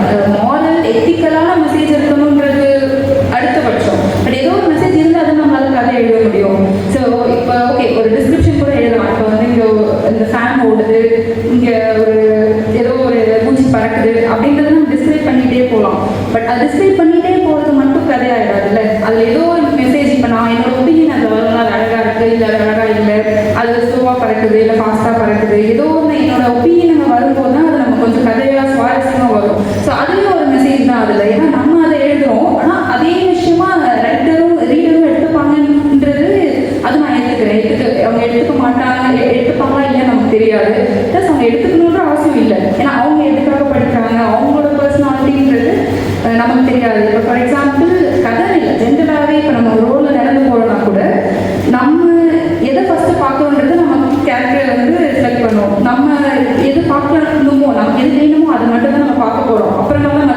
பார்க்க போகிறோம். நம்ம மைண்ட் வந்து நேரோங்கிறது ஸ்பெசிஃபிக்காக இருக்கும், பிக்கியாக இருக்கும், நமக்கு என்ன தேவையோ அதை மட்டும்தான் எடுத்துக்கும். ஸோ புக்லேயும் அதே மாதிரி தான், அவங்க எந்த ரீசனுக்காக படிக்க போகிறாங்கன்னு தெரியாது. ஸோ நம்ம அதை டார்கெட் பண்ணாமல் எழுதும்போது ஆனால் ஒரு ஆத்தர் ஒரு மெசேஜ் வச்சிருக்கணுன்றது தான் என்னோட எண்ணம். அதை எடுத்துக்கிறாங்களோ அடுத்த விஷயம். இப்போ ஒரு சின்ன கதை ஒன்று அம்புலி மாமாவில் படித்த கதை ஞாபகம் வந்து விக்ரமன் வேதாவில் படிச்சிட்டிங்களே, தொடர்ந்து அந்த ஓவியத்தோட உண்மையாக இருக்கும். அது ஒரு கதையை பார்த்தீங்கன்னா நான் ஷார்ட்டாக சொல்கிறேன். அதில் வந்து மதன சுந்தரியா பௌன சுந்தரியா தெரியல ஒரு கேரக்டர். அவங்க வந்து ஒரு ஹஸ்பண்ட் ஒரு பிரதர், இவங்க 3 பேரும் வந்து கோயிலுக்கு போவாங்க, காளி கோயிலுக்கு. காளி கோயிலில் வந்து முதல்ல வந்து கணவர் உள்ளே போவார். உள்ளே போயிட்டு அந்த காளியை பார்த்து பிரமிச்சுட்டே நிற்பார். இப்போ பக்கத்தில் வந்து ஒரு பெரிய வால் உடனே என்ன பண்ணுவார்னா வந்து காலையில் கொடுத்து எதுவும் இல்லை நம்மக்கிட்ட. ஸோ என்ன பண்ணலாம்னு சொல்லி யோசிச்சு தலையை கட் பண்ணிடலாம், நம்ம தலையே நம்ம வந்து காலையில் வந்து காணிக்கையாக தரலாம் அப்படின்னு சொல்லி தலையை கட் பண்ணி கொடுத்துருவார். செத்து போயிடுவார். அடுத்து என்ன பண்ணுவார், பிரதர் வந்து வெயிட் பண்ணிட்டு இருப்பார். அண்ணன் இந்த மோகன சுந்தரியோட அண்ணன். ஸோ அவரோட சுந்தரி இங்கே இருந்துச்சு, நான் பார்க்குறேன் என்ன தெரியலனால வெளில வரல, நான் போய் பார்க்குறது உள்ளே போகிறேன். உள்ளே போய் பார்த்தா அவருடைய உடல் தான் கிடைக்குது, தலை தனியாக இருக்குது. என்ன பண்ணுறாரு, எப்படி போய் நான் தனிச்சு போய் சொல்கிறது இல்லை அப்புறம் அவரும் தலையை வச்சு பார்க்குறேன். என்ன 2 பேர் தலை 2 உடலும் இருக்குது. அடுத்தது இவங்க உள்ளே வருவாங்க, என்னாச்சு ஹஸ்பண்டையும் காணும் நம்ம பிரதரையும் காணும் உள்ளே வருவாங்க. உள்ளே வந்து பார்த்தா இந்த மாதிரி இருக்கும். அவங்க ரொம்ப டென்ஷன் ஆகி ரொம்ப கஷ்டப்பட்டு காலிக்கிட்ட வந்து முறையிடுவாங்க, இதெல்லாம் நியாயமா அவங்க பார்க்கலாம் வந்துருக்கேன், இந்த மாதிரி 2 பேரும் வந்து அவங்களே சாக்ரிஃபைஸ் பண்ணிக்கிட்டாங்க, உனக்காக தான் பண்ணாங்க, எனக்கு வந்து 2 பேர் என்ன திரும்ப வேணும், என்ன பண்ணுறது தெரியாது அப்படின்னு சொல்லுவாங்க. உடனே அவங்க காலேஜ் சொல்லுவாங்க, ஆமாம் அவன் பக்தியை லட்சணம் அந்த மாதிரி வரும் இல்லையா, ஸோ பரவாயில்ல நீ என்ன பண்ணி நீயே ஃபிக்ஸ் பண்ணிட்டு தலையை, நான் வந்து உயிரோட வந்து கொண்டு வந்துடுறேன் அப்படின்னு சொல்லுவாங்க. இவங்க என்ன பண்ணுவாங்க, சந்தோஷமாக வந்து ஃபிக்ஸ் பண்ணிடுவாங்க. உடனே காலையும் வந்து 2 பேரும் வந்து எழுந்து வந்துடுவாங்கன்னு சொல்லுவாங்க. 2 பேரும் எழுந்துருவாங்க. அப்போ தான் நோட்டீஸ் பண்ணுவாங்க, உங்களுக்கு தெரிஞ்சிருக்கும், தலையும் வந்து உடம்பும் மாறி மாறி ஃபிக்ஸ் பண்ணிடுவாங்க தெரியாமல். காலி கிட்ட காலி எனக்கு தெரியாது, ஒரு தடவை நான் வந்து கொடுத்துட்டேன்னா அவ்வளோதான் சொல்லிட்டு மறைச்சு போயிடுவாங்க. இப்போ என்ன சொல்லுவாங்கன்னா, இந்த கதையை வந்து வேதாளம் வந்து விக்ரம் கிட்ட சொல்லிட்டு கேட்கும். இப்போ உண்மையிலேயே அந்த மதன சுந்தரியோ மோகன சுந்தரியோ அந்த பெண்ணுக்கு வந்து கணவன் யார்? 2 பேர் இருக்காங்க. ஒருத்தருடைய தலை இருக்கு, இன்னொருத்தருக்கு வந்து உடல் இருக்கு, மாறி இருக்கு. யார் உண்மையான கணவர்? பதில் சொல்லாவிட்டால் அவன் தலையை எடுத்துக்கணும், அது உங்களுக்கு தெரியும். உடனே விக்ரமன் சொல்லுவார், என்னை பொறுத்த வரைக்கும் தலை உள்ளவர் தான் உண்மையான கணவர், உடல் வேற மாதிரி இருந்தால் பரவாயில்லை, தலை உள்ளவர் தான் கணவர் அப்படின்னு சொல்லுவார். உடனே வேதாளம் வந்து சரியான பதில் சொல்லிட்டு அதை பறந்து போயிடும். ஸோ இது வந்து ஒரு கதை. இந்த கதையை வந்து சமீபத்தில் ஒரு கருத்தரங்கத்தில் நான் வந்து கேட்டேன். என்ன கருத்தரங்கன்னா, ஹிஸ்ட்ரி பற்றின ஒரு கான்ஃபரன்ஸ். எனக்கு முதல்ல புரியல, ஹிஸ்ட்ரி பற்றின கான்ஃபரன்ஸ் அட்டன் பண்ணலாம்னு சொல்லிட்டு போயிருக்கேன். இங்கே வந்து கஷ்டப்பட்டு கல்கட்டாக்கு அங்கே போனால் விக்ரமாதித்தன் வேதாளம் கதை சொல்லிட்டு இருக்காங்க. என்னடா இது நம்ம மாற்றி வந்துட்டோமா இல்லை கரெக்டான இடத்துல தான் வந்து நம்மளோட அளவு டவுட் வந்துருச்சு எனக்கு. அதுக்கு பிறகு அந்த ப்ரொஃபஸர் வந்து பேசுகிறாங்க அதை பற்றி. இது ஒரு கதை தான் சாதாரண முடிஞ்சு போச்சு. ஆனால் இப்போ நமக்கு இதில் நிறைய கேள்வி வருது இல்லையா? ஒரு மனிதன்னா யாரு? அவன் தலையா அவன் உடம்பா? எப்படி முடிவு பண்ணுறது? இதில் எவ்வளோ சிக்கல் பாருங்க. ஒருத்தர் வந்து கணவர், இன்னொருத்தர் வந்து சகோதரர். ரொம்ப நுணுக்கமான ஒரு விஷயம் அது. நம்ம மாற்றிட்டாங்க, ஆனால் வந்து இது பெரிய மாற்றம் நடக்கும். ஸோ உடல் பகுதி முழுக்க வந்து வேற ஒரு ஆணாகவும் சகோதரனுடைய உடலாகவும், தலை மட்டும் வந்து இன்னொருத்தர் அந்த பொண்ணு அக்செப்ட் பண்ணிக்க முடியும். எது அக்செப்ட் பண்ணிப்பாங்க அவங்க 2மே வந்து அவங்க வந்து கஷ்டமான விஷயமா தான் இருக்க போகுது. அவங்களால வந்து திரும்பவும் பழையபடி வாழ முடியுமா? சகோதரனாக பார்க்க முடியுமா? கணவனாக பார்க்க முடியுமா? அவர் தலையை மட்டும் பார்க்க முடியுமா? உடலை பார்க்கும்போது சகோதரனாக பார்க்க முடியுமா? இந்த மாதிரியான குழப்பங்கள்லாம் அந்த பொண்ணு வரும் இல்லையா? ஸோ ஐடென்டிட்டி கிரைசிஸ் ஒன்று உருவாகுது, அடையாள சிக்கல். எது வந்து மனிதன், எது வந்து மனிதனுடைய தீர்மானமான ஒரு பகுதி எது? What defines human being? அவன் ஹெட்டு தானா, அவனுடைய உடம்பா, அவனுடைய தோற்றமா? இந்த மாதிரி பல கேள்விகளை வந்து இந்த சின்ன கதையை வந்து கேட்க முடியும். அப்போ உள்ள நம்பிக்கைகள். இப்போ இது பார்த்தீங்கன்னா இதே கதை நிறைய இடங்கள்ல வந்து மாறி மாறி வந்துருக்கு. பல மொழிகளில் பல மனிதர்கள் கற்பனை பண்ணியிருக்காங்க இதே கதையை. விக்ரமன் வேதாளம் ஒரு கதையில், இன்னொரு கதையில் 2 ஃப்ரெண்ட்ஸ் இதே மாதிரி ஃப்ரெண்ட்ஸ் வந்து மாற்றிப்பாங்க. இன்னொரு கதையில் வந்து 2 சகோதரர்கள். இந்த மாதிரி நிறைய காம்பினேஷன்.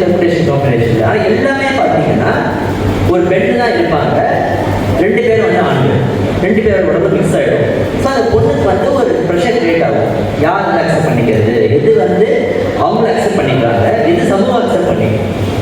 இந்த 2மே வந்து இந்த விஷயத்தில் இருக்குது. அவங்க தப்பான முடிவு எடுத்து தலை உள்ள மனிதன் வேண்டாம், எனக்கு உடல் தான் முக்கியம், உடல் உள்ளவர் தான் எனக்கு நான் முடிவு பண்ணியிருக்காங்கன்னா அது சமூகம் எப்படி ஏற்றுக்கும்? எப்படி ஏற்றுக்க தலை தானே முக்கியம் மனுஷனுக்கு, மூளை தானே முக்கியம் சொல்லிட்டே இருக்கும். ஸோ இந்த கேள்விகளெல்லாம் ஒரு கதைக்கு பின்னாடி இருக்குது. பட் இந்த கதையை உருவாக்கினவர்கிட்ட இந்த கேள்விகள் இருக்காது. அவர் வந்து கதையாக கற்பனை பண்ணி முடிச்சிட்டார், அவ்வளோதான். பட் அந்த கதையை அவர் இன்னைக்கு எடுத்து பேசும்போது அந்த கதாசிரியர் கற்பனை செய்ய முடியாத பல விஷயங்களை, அவர் அப்போ ரைஸ் பண்ண முடியாத பல கேள்விகளை நம்மளால் இன்னைக்கு ரைஸ் பண்ண முடியும், விவாதிக்க முடியும். ஸோ அதனால தான் கதையை வந்து சுவாரஸ்யமாக இருக்குது. ஹிஸ்ட்ரியை விட, மற்ற ஒரு ரியல் சப்ஜெக்டை விட ஸ்டோரி ஏன் வந்து படிச்சுட்டே இருக்கிறோம், ஏன் எழுதிட்டே இருக்காங்க, ஏன் ஒரு கதை இன்ஸ்பிரேஷனாக இருக்குதுன்னு கேட்டிங்கன்னா, அந்த கதையை வந்து பல விதமாக கற்பனை பண்ண முடியும், பல விதமாக கேள்வி கேட்க முடியும், பல விதமாக நம்ம அதை வந்து டைசெக்ட் பண்ணி பார்த்து பல உண்மையை கண்டுபிடிக்க முடியும். அதனால தான் கதையை வந்து சுவாரஸ்யமாக இருக்குது. ஒரு கதை எழுதி முடிச்சுட்டா அந்த புக்குள்ள இருக்க மட்டும் கதை கிடையாது. அதுக்கப்புறம் நம்ம உடம்புக்குள்ள வந்து பிறகு அந்த கதை வந்து பல வடிவங்கள் எடுக்குது.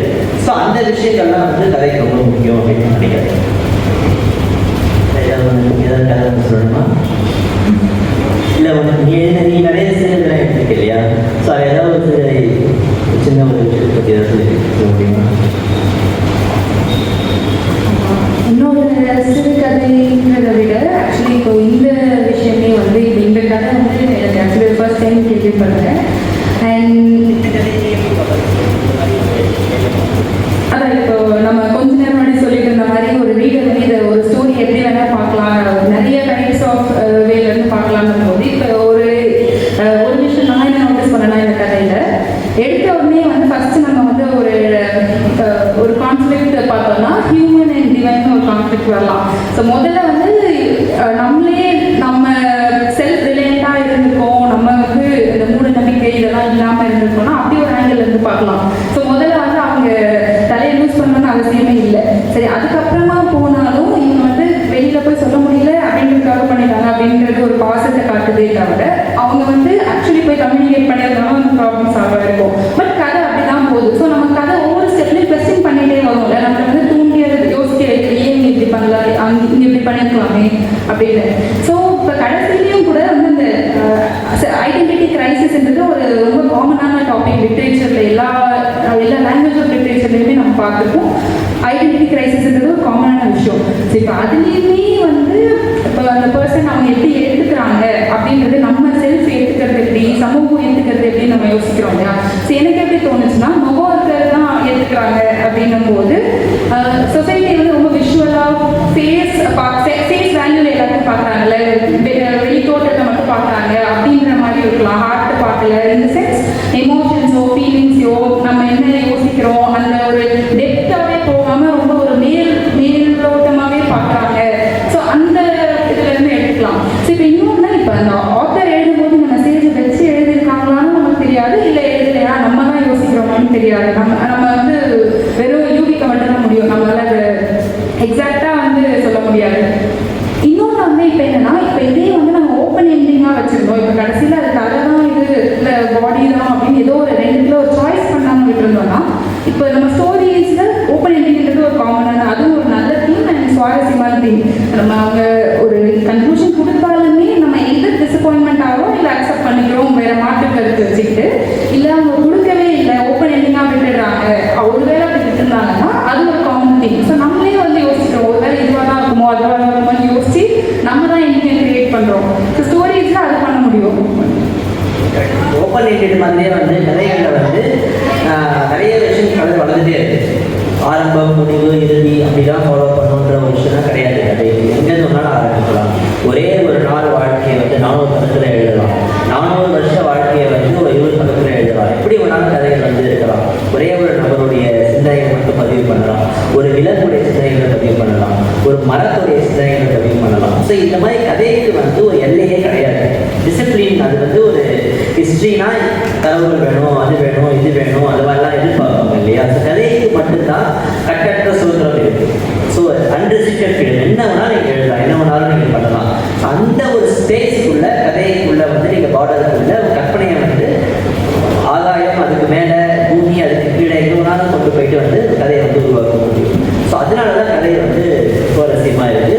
ஓப்பன் எண்டட் மட்டும் இல்லை, நிறைய விதமான முடிவுகளை வந்து நாமளும் அந்த கதையை ஒரு நாவலாசிரியர் என்ன சொல்கிறாரோ அதோட முரண்படாமல் நம்ம நிறைய விஷயம் யோசிக்க முடியும். அந்த சுதந்திரமும் நம்மகிட்ட இருக்குது. நம்ம வந்து ஒரு டால்ஸ்டாயோட கதை இல்லைனாலும் நம்ம அது மட்டுமே கொடுக்க வேண்டியது இல்லை. இப்போ வேதாளம் சொல்கிற மாதிரி அந்த கதையை இப்போ நம்ம இதில் வந்து ரீஇமேஜின் பண்ணி பார்க்கலாம். அதே கதையை வந்து புதுசாக இப்போ ஆண்ட்ராய்டு கரணினா ஒரு புக்கு பார்த்து நான் ஆனா கரணினா மாதிரி. ஸோ ஆண்ட்ராய்டு உலகத்தில் வந்து ஆனா கரணினா இருந்தால் என்ன பண்ணியிருப்பாங்க.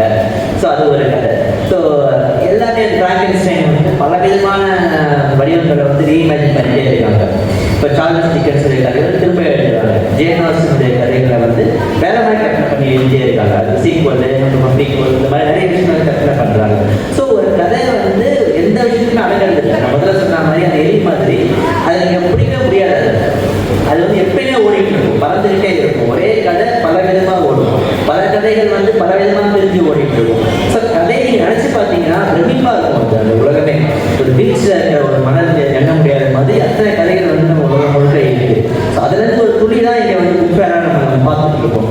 ஸோ ஒரு ஏதாவது ஒரு புள்ளியில் ஆரம்பித்து நம்ம வந்து அதை பயணத்தை ஆரம்பித்தோம்னா கதைகளை வந்து நம்மளே வந்து அடுத்தடுத்து அதே அடுத்த கட்டத்துக்கு கொண்டு போவோம் அப்படின்னு நான் நினைக்கிறேன். ஸோ ஓகே சார், நாளை பேசிட்டு பதிலாக கேள்வி எதாவது எடுத்துக்கலாமா? பேசணும்னா நீங்கள் கதையை பற்றியோ இல்லை கதைகளை ஏன் படிக்கணுன்றதை பற்றியோ அது நான் சம்பவம் பண்ணிடுறேன். ஏன் கதைகளை படிக்கணும் அப்படின்றதுக்கு காரணங்கள் வந்து ஒன்று, எந்த எதிர்பார்ப்பும் இல்லாமல் எனக்கு இது கிடைக்கும், கதை படித்தா எனக்கு இது கிடைக்கும், இந்த மாதிரி எதிர்பார்ப்புகளே இல்லாமல் கதையை படிக்க முடியும். அது ஒரு பொழுதுபோக்காக படிக்கலாம். அதை வந்து கற்றுக்கிறதுக்காக ஒரு விஷயத்தை வந்து பாடம் மெசேஜ் இருக்குமா அப்படின்ற மாதிரி கற்றுக்கிறதுக்காக படிக்கிறாங்க அப்படின்னா அந்த மாதிரி படிக்கிறவங்க இருக்காங்க. ஒரு அனுபவத்தை தெரிஞ்சுக்கலாம். என்னால் வாழ முடியாது. இப்போ ரஷ்யாவில் வந்து புல்வெளியில் நடக்கிற ஒரு கதை ஒரு ஸ்னோ லேண்ட் நான் பார்த்ததே கிடையாது. காஷ்மீர் ஒரு தடவை இருக்கேன், அவ்வளோதான். ஸ்னோவை நான் வந்து எங்கேயுமே பார்த்தது இல்லை. ஆனால் ஓரல் பார்க்கக்கூடிய ஒரு பனியோ இல்லை வேற ஒரு நாடுகளில் இருக்கிற ஒரு பனியையோ நான் பார்க்கணும்னா எனக்கு ஒரே சுலபமான வழி வந்து 200 ரூபா 300 ரூபா புக்கு வாங்கிட்டேன்னா நான் வேற இடத்துக்கு போயிடலாம். கம்ப்ளீட்டாக நான் துருக்கியில் இருக்கலாம், மாஸ்கோவில் போகலாம், அங்கே போய் டீ குடிக்கலாம், என்ன வேணாலும் பண்ணலாம்.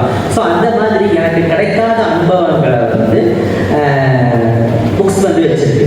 ஸோ அந்த அனுபவங்களுக்காக நான் படிக்கலாம். அது ஒரு காரணம். இன்னொன்று என்ன மாதிரி என்ன சிந்திக்கிறாங்க, இன்னும் மனிதன் எப்படி சிந்திக்கிறான், எப்படி வந்து முடிவு எடுக்கிறான் வாழ்க்கையில், வாழ்க்கை எப்படி இருக்குது, அந்த மாதிரியான விஷயத்தை பார்க்கறதுக்காக படிக்கலாம். இல்லையா நான் புரிஞ்சிக்க முடியாத விஷயங்கள் இருக்கு இல்லையா, அந்த விஷயங்களை வந்து கதை மூலமாக நான் புரிஞ்சுக்க ட்ரை பண்ணலாம். அது எனக்கு வந்து ஒரு திறப்பை கொடுக்கலாம். அது ஒரு கேட்வே மாதிரி இருக்கலாம். நாலேஜ் தெரியல என்சைக்ளோபீடியாலாம் படிக்க வேண்டியது இல்லை. மாஸ்கோ பற்றி தெரிஞ்சுக்கிறதுக்கு வந்து நான் வந்து மாஸ்கோ ஹிஸ்ட்ரிலாம் படிக்க வேண்டியது இல்லை. 2 நாவல் நான் ஆரம்பிச்சியா எனக்கு கண்டிப்பாக அந்த உலகத்தில் எனக்கு ஈர்ப்பு வந்துடும் மாஸ்கோ மேலே. அதுக்கப்புறமா நான் வேலை தேடி போகலாம்.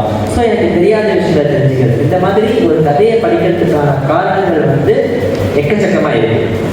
ஏன் படிக்கணுன்ற கேள்வி கேட்டால் எல்லா விஷயத்துக்காகவும் படிக்கலாம். முக்கியமாக இன்றைய காலத்தில் ஏன் படிக்கணும் அப்படின்னா ஒரு காரணம் நான் சொல்லுவேன்.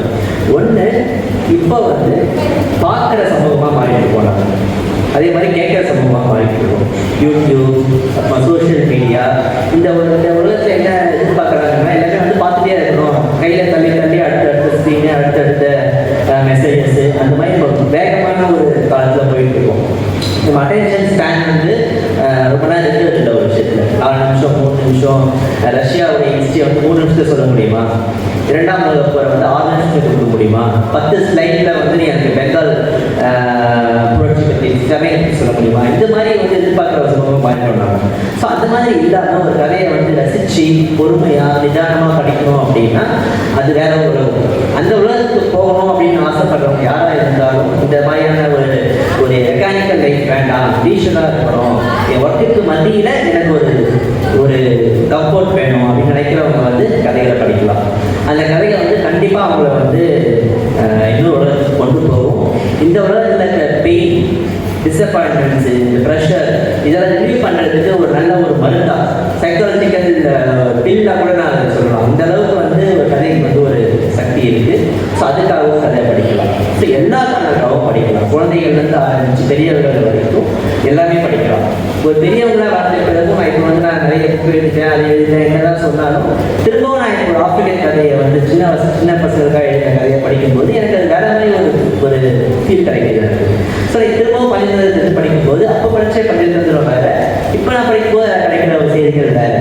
ஸோ ஒரே புக்கு தான், அது காலம் மாற மாற நான் வளர புக்கு வளருது, புக் வளர நானும் வளர்ந்துட்டு இருக்கேன். ஸோ இந்த அனுபவங்கள்லாம் வந்து புக்கு மூலமாக மட்டும்தான் கிடைக்கும். ஸோ அதனால வந்து என்னதான் வந்து என்ன சப்ஜெக்ட் படித்தாலும், என்ன மாதிரியான வேலைகளில் இருந்தாலும், எந்த பேக்ரவுண்டில் இருந்தாலும் கதை படிப்பதை வந்து ஒரு வழக்கமாக வச்சுக்கிட்டோம் அப்படின்னா நம்ம லைஃப்பில் வந்து ஒரு நல்ல ஒரு சேஞ்ச் நடக்கும் அப்படின்னு உறுதியான நம்புறேன். ஸோ ஏன் படிக்கணுன்றதுக்கு உன்னால சீரியஸாக சொல்ல முடியுமா? ஆக்சுவலி இப்போ அந்த ஸ்டோரிஸ்லாம் வந்து ஒரே ஸ்டோரியாக இருக்கிறது இல்லை, வேறு வேறு வடிவத்தில் திருப்பி வந்துகிட்டே இருக்குன்னு சொன்னாங்க இல்லையா. அதுக்கு வந்து நான் ரீசெண்டாக ஒரு புக் பார்த்தேன். இப்போது ஜேன் ஆஸ்டனோட ப்ரைட் அண்ட் ப்ரெஜுடிஸ் அப்படின்றது ஒரு ரொம்ப கிளாசிக்கான ஒரு புக். பட் அந்த புக்கோட நான் பார்த்த வரைக்குமே ஒரு 3-4 வெர்ஷன்ஸ் இருக்குது. எல்லாமே வேறு வேறு வெர்ஷன். ஒரு வெர்ஷன் என்னென்னா இப்போ அதே புக்கு தான், பட் அது வந்து ஒரு கிளாசிக் லிட்ரேச்சர் அப்படின்னும் போது அது மேலே வந்து ஒரு ப்ரெஷர் விழுந்துருது. அது நிறைய பேர் படிக்க மாட்டாங்க. லிட்ரேச்சர்னு ஆர்வம் இருக்கிறவங்க தான் படிப்பாங்க. பட் அந்த ஒரு யங் அடல்ட் புக்ஸ் அப்படின்றது வந்து ஒரு 12லேருந்து ஒரு 18 வயசு வரைக்கும் பசங்களையோ இல்லை அதுக்கு மேலே இருக்க ஒரு 20s இருக்கவங்க கூட டார்கெட் பண்ணுறது தான் யங் அடல்ட். ஸோ ஒரு மெசேஜும் இல்லை ஆல்ரெடி இருக்க ஒரு புக்கு. இது வந்து அவங்க போய் ரீச் ஆகணும். பட் எந்த ஃபார்மேட்டில் எந்த வடிவத்தில் கொண்டு போனால் ரீச் ஆகும், அவங்கள ஈஸியாக ரீச் ஆகும் அப்படின்றதுக்காக கொண்டு வந்து யோசிச்சு கொண்டு வந்து ஒரு ஸ்ட்ரக்சர் தான் யங் அடல்ட். ஸோ இப்போ இந்த ப்ரைட் அண்ட் ப்ரெஜுடிஸை நான் என்னென்ன வெர்ஷன்லாம் பார்த்தேன்னா pride and prejudice and zombies அப்படின்னு ஒரு இது கொண்டு வந்திருக்காங்க. ஸோ அதுக்குள்ள ஜாம்பீஸ் வந்திருந்தா அதே ஒரு எலிசபெத் அண்ட் விக்டோரியன் செட்டப்பில் இங்கிலாண்டில் நடக்குது. ஸோ இந்த கதையில் ஜாம்பீஸ் இருந்தால் எப்படி இருக்கும் அப்படின்னு அவங்க இமேஜின் பண்ணும்போது அதை வாங்கி படிக்கிறதுக்கு இன்னும் நிறைய ரீடர்ஸ் இருக்காங்க. இப்போ இந்த யங் அடல்ட் கேட்டகரியிலே நிறைய பேர் அதை படிக்கிறாங்க. இதே மாதிரி வேற ஆத்தர் இதுக்கு ஜாம்பி ஸ்டோரிக்கு சம்மந்தமே இல்லை, pride and prejudice and vampires அப்படின்னு சொல்லி ஒரு ஸ்டோரி எழுதியிருக்காங்க. இதில் வர மேல் ப்ரொட்டாகனிஸ்ட் மிஸ்டர் டார்சின்ற கேரக்டர் தான் வேம்பயர் கதையில். ஸோ அந்த ஆங்கிள் இருந்து பார்த்தா இந்த கதை எப்படி போகும் அப்படின்றதையும் வாங்கி படிக்கிறதுக்கு அவ்வளோ ரீடர்ஸ் இருக்காங்க, ரெடியாக இருக்காங்க. ஸோ அந்த ரீடெய்லிங்ஸில் வந்து இது ஒரு எக்ஸாம்பிள். ஸோ இப்போ அது இல்லாமல் ஏன் ஸ்டோரிஸ் ஸ்பெசிஃபிக்காக அப்படின்னும் போது ஸ்டோரிஸ்னால் நிலைச்சு நிற்கும்னு சொன்னாங்க இல்லையா. ஸோ அதுக்கு வந்து நான் ஒரு ப்ரோவர்ப் ஒன்று பார்த்தேன். இது வந்து நேட்டிவ் அமெரிக்கன் ப்ரோவர்பு. என்ன சொல்கிறாங்கன்னா, tell me the facts and I will learn, tell me the truth and I will believe, but tell me a story and it will live in my heart forever.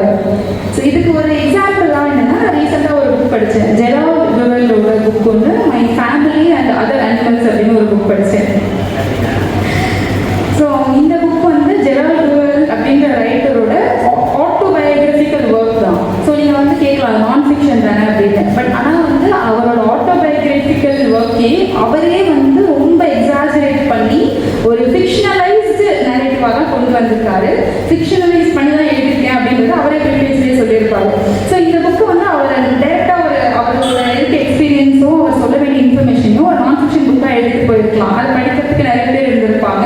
அவரோட main subject வந்து biology. நிறைய அந்த animals பற்றி நிறைய எழுதுவார். Animals பற்றி தான் அவர் research பண்ணியிருக்காரு, அதை பற்றி எழுதுவார். ஈஸியாக வந்து அவர் வந்து ஒரு அகாடமிக் புக்காக பப்ளிஷ் பண்ணியிருக்கலாம். பட் அதை வந்து ஸ்டோரியாக அவர் கொண்டு வந்ததுனால நான் ஒரு fiction writer plus fiction reader தான். ஸோ இந்த ஸ்டோரி வந்து எனக்கு அவ்வளோ சுவாரஸ்யமாக இருந்துச்சு. ஒவ்வொரு இடத்துலையும் நான் அந்த மாதிரி அவ்வளோ அனிமல்ஸ் பார்த்ததில்லை. நான் கிரீஸில் இருக்கையில் கோர்ஃபு அப்படின்ற ஐலாண்டுக்கு போனதில்லை. பட் அதை படிக்கும்போது அங்கே நம்மளே போன மாதிரி இருக்கும். அந்த அதை பார்க்குற அனிமல்ஸோ அதை பார்க்குற பேர்ட்ஸோ அந்த எக்ஸ்பீரியன்ஸ். இப்போ அவர் வந்து ஒரு தேனி கொட்டுது அப்படின்னா, தேனி கொட்டிடுச்சா, தேனி கொட்டினா இப்படி தான் இருக்கும், அது இதெல்லாம் பண்ணுறாங்க அப்படின்னு நான் படிச்சுட்டே வரோம். ப்ளஸ் அவரோட ஃபேமிலி பற்றிலாம் டிஸ்கிரைப் பண்ணுறாரு. அதெல்லாம் ரொம்ப காமிக்கலாக சொல்லியிருப்பாரு. ஒரு ஆட்டோபயோகிராஃபின்னு நமக்கு ஃபீல் ஆகாது. ஃபிக்ஷனலைஸ்ட் ஆட்டோபயோகிராஃபி அது ஒரு நியூ ஜான்ராவாக தெரிஞ்சுது எனக்கு. ஸோ இப்போ அதில் ஒரு ஸ்பெசிஃபிக் இடத்துல வந்து அவர் ஒவ்வொரு அனிமல் பார்க்குற அனிமல்ஸ்லாம் பேர் வச்சுட்டே வருவார். ஒரு வள்ளிக்கு வந்து அவர் ரூமில் ரெகுலராக வருது. அந்த வள்ளிக்கு பேர் ஜெரோனிமோ அப்படின்னு வச்சுருக்காரு. அது வந்து என்னை யோசிக்க வச்சுருக்கு. நம்ம டெய்லி எவ்வளோ வள்ளியை பார்க்குறோம், இதே வள்ளியெல்லாம் திருப்பி பார்க்குறோம். முதல்ல அவர் எப்படி வந்து அவரால் அதை சொல்லவே முடியுது, அந்த அளவுக்கு அவரால் டிஃப்ரென்ஸ் தெரிய முடியுதோ அப்படின்ட்டு இருந்துச்சு. ஸோ அதுக்கப்புறம் எனக்கு வள்ளியை பார்க்கும்போது ஓகே அவரோட ரூமில் வர வள்ளி வந்து ஜெரோனிமோ அப்படின்னு அந்த பேர் எனக்கு ஞாபகம் வரும். ஸோ இந்த மாதிரி அந்த சின்ன சின்ன விஷயம்லாம் வந்து நம்ம அதில் ஒரு மெசேஜ் இல்லைனா கூட ஸ்டில் அது ஒரு என்டர்டெயின்மெண்ட் ஆகும். அது வந்து ஃபீல் குட்டாக நம்ம வந்து ஒரு நல்ல எக்ஸ்பீரியன்ஸ் கொடுக்குது. ஸோ இதில் ஒரே ஒரு சின்ன ஒரு சாப்டரில் என்ன கான்செப்ட் வரும்னா, இவர் வந்து ஒரு 12 வயசு பையன் ஒரு டியூட்டர் கிட்ட ஒரு ஆசிரியர் கிட்ட போகிறாரு ஃப்ரெண்ட்ஸ் கற்றுக்கிறதுக்காக. ஸோ இந்த ஃப்ரெண்ட்ஸ் கற்றுக்கிற ஆசிரியர் வந்து ரொம்ப கொஞ்சம் ஷையாக ரொம்ப மாடஸ்டாக இருக்கிற ஒரு பர்சன், ஆர்த்தடாக்ஸாக இருக்காரு. ஸோ இவர் வந்து டெய்லி போகும்போது அவர் நடுவில் கொஞ்சம் அப்படி காது அப்படியே கேட்டு வச்சு ஒரு செகண்ட் யோசிச்சுட்டு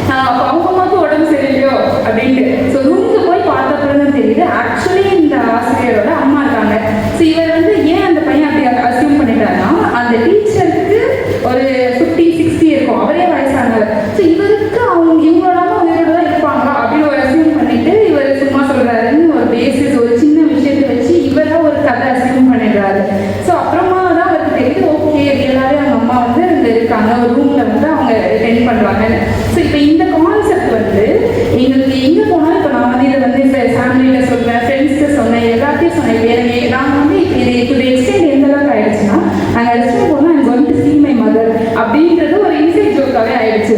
ஸோ அது வந்து ஒரு நாள் அட்லீஸ்ட் ஒரு 1 hour எங்களை சிரிக்க வைக்கும் எவ்ரிடே. ஸோ ஸ்டோரி ஏன் படிக்கணுன்றதுக்கு அது ஒரு சின்ன குட்டி எக்ஸாம்பிள். கேள்விகள்?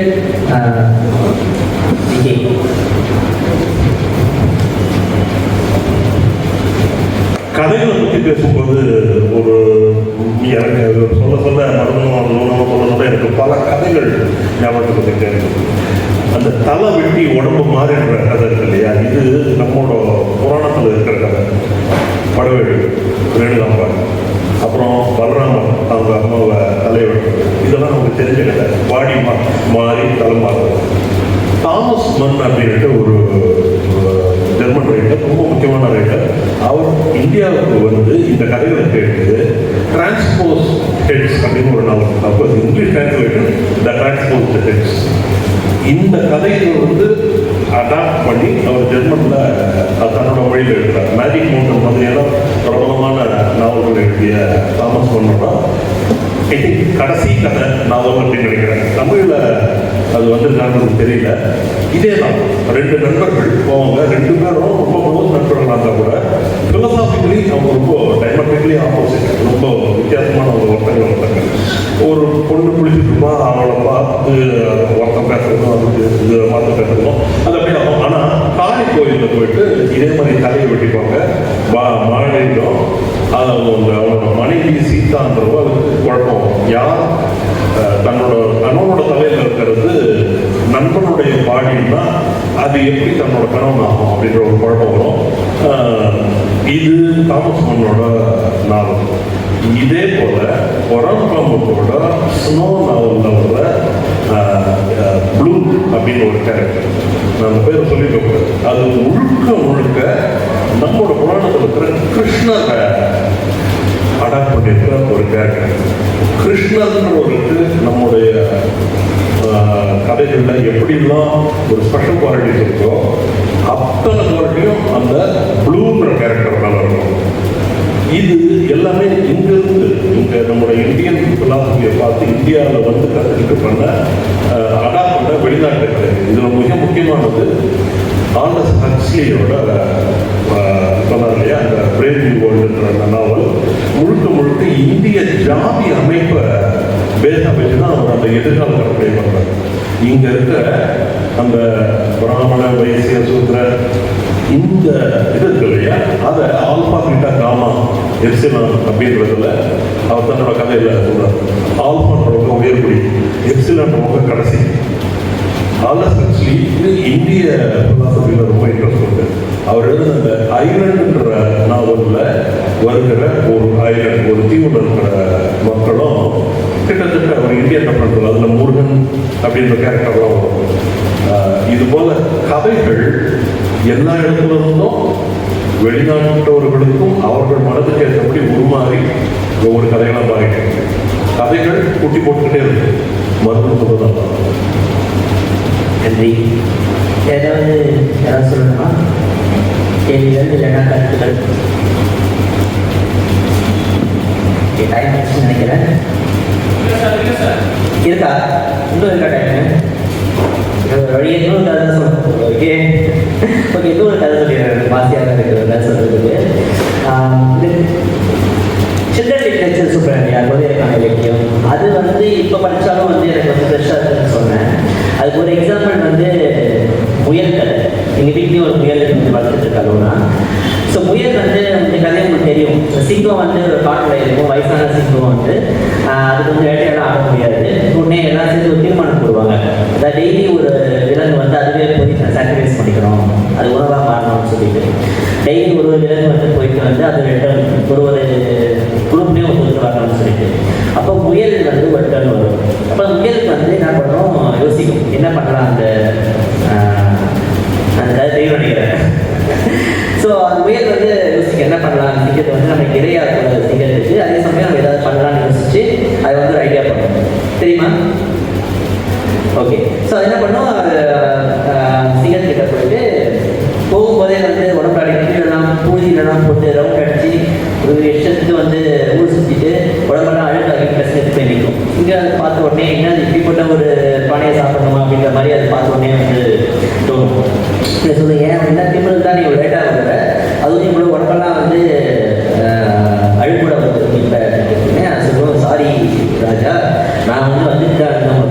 இன்னொரு சிங்கம் இருந்தது, அந்த சிங்கத்துக்காக மாட்டி தப்பிக்கொண்டதுக்காக ஓடி வந்துருக்கேன் சொன்னோடனே இன்னொரு சிங்கமா, இந்த காட்டு இன்னொரு சிங்கம் இருக்கா, நான் மட்டும் தான் ஒரே சிங்கம், அப்படி கிடையாது நான் நினச்சிட்டு இருந்தேன். ஆனால் அந்த சிங்கம் எனக்கு உங்களை விட வலுவான சிங்கமாக இருக்குது, இன்னும் வேகமாக தொடர்ந்தது அப்படின்னு சொன்னோடனே நானும் வந்து பார்க்குறவா சொல்லிட்டு வேலையை ஃபாலோ பண்ணிட்டு வரோம். அப்போ வந்து கிணத்துல காமிக்கும், குட்டையிலையோ இல்லைன்னா நதியிலையோ என்னென்னா நீங்கள் வச்சுக்கலாம். அதை எட்டி பார்த்த உடனே சின்ன எட்டி பார்ப்போம், உள்ளே பார்த்த உடனே அது ஒரு ரிஃப்ளெக்ஷனே தெரியும். தெரிஞ்ச உடனே வந்து ஆஹா இது இன்னும் சிங்கம் இருக்குன்னு சொல்லிட்டு இவங்க என்ன பண்ணுற பாரு மிரட்டும், அது திரும்ப மிரட்டும். உடனே வந்து சிங்கம் வந்து உள்ளே குதிச்சு அவ்வளோதான். ஸோ எல்லா விலங்குகளும் சந்தோஷமாக இருக்கும். இது வந்து ஒரு முனைவருக்கான கதை. ஆனால் இந்த கதையில் உங்களுக்கு வந்து செய்தி இருக்கா அப்படின்னா அதை எழுதினவர் யார், எப்போ உருவாக்கினார், எதுவுமே நமக்கு தெரியாது. ஆனால் அது ஒரு செய்தி இருக்குது. இப்போ நம்ம எல்லாருக்கும் பயப்படுறோம் இல்லையா, அந்த பயத்தை வந்து என்ன பண்ணுறதுன்னு நமக்கு தெரியாது. எல்லாத்த பற்றியும் பயம் வருது, நம்ம சப்ஜெக்டை பற்றி, டீச்சரை பற்றி, சமூகத்தை நினச்சி. இந்த பயத்தை எப்படி ஹேண்டில் பண்ணுறதுன்றது அந்த முயல் வந்து ஒரு பெர்ஃபெக்ட் எக்ஸாம்பிள். ஸோ பயம் வந்த உடனே நம்ம வந்து சரண்டர் ஆகிடக்கூடாது, நம்ம யோசிக்கணும், நம்ம வந்து விஷயத்தை மாற்றணும், அந்த சுச்சுவேஷனை வந்து மாற்ற ட்ரை பண்ணணும்னு சொல்லிட்டு அது வந்து ஒரு புதுசாக திட்டத்தை போகுது இல்லையா. இந்த விஷயம் வந்து குழந்தைங்களுக்கு படிக்கும் போது அது ஒரு கேட்ச் பண்ணும் இமேஜினேஷனை.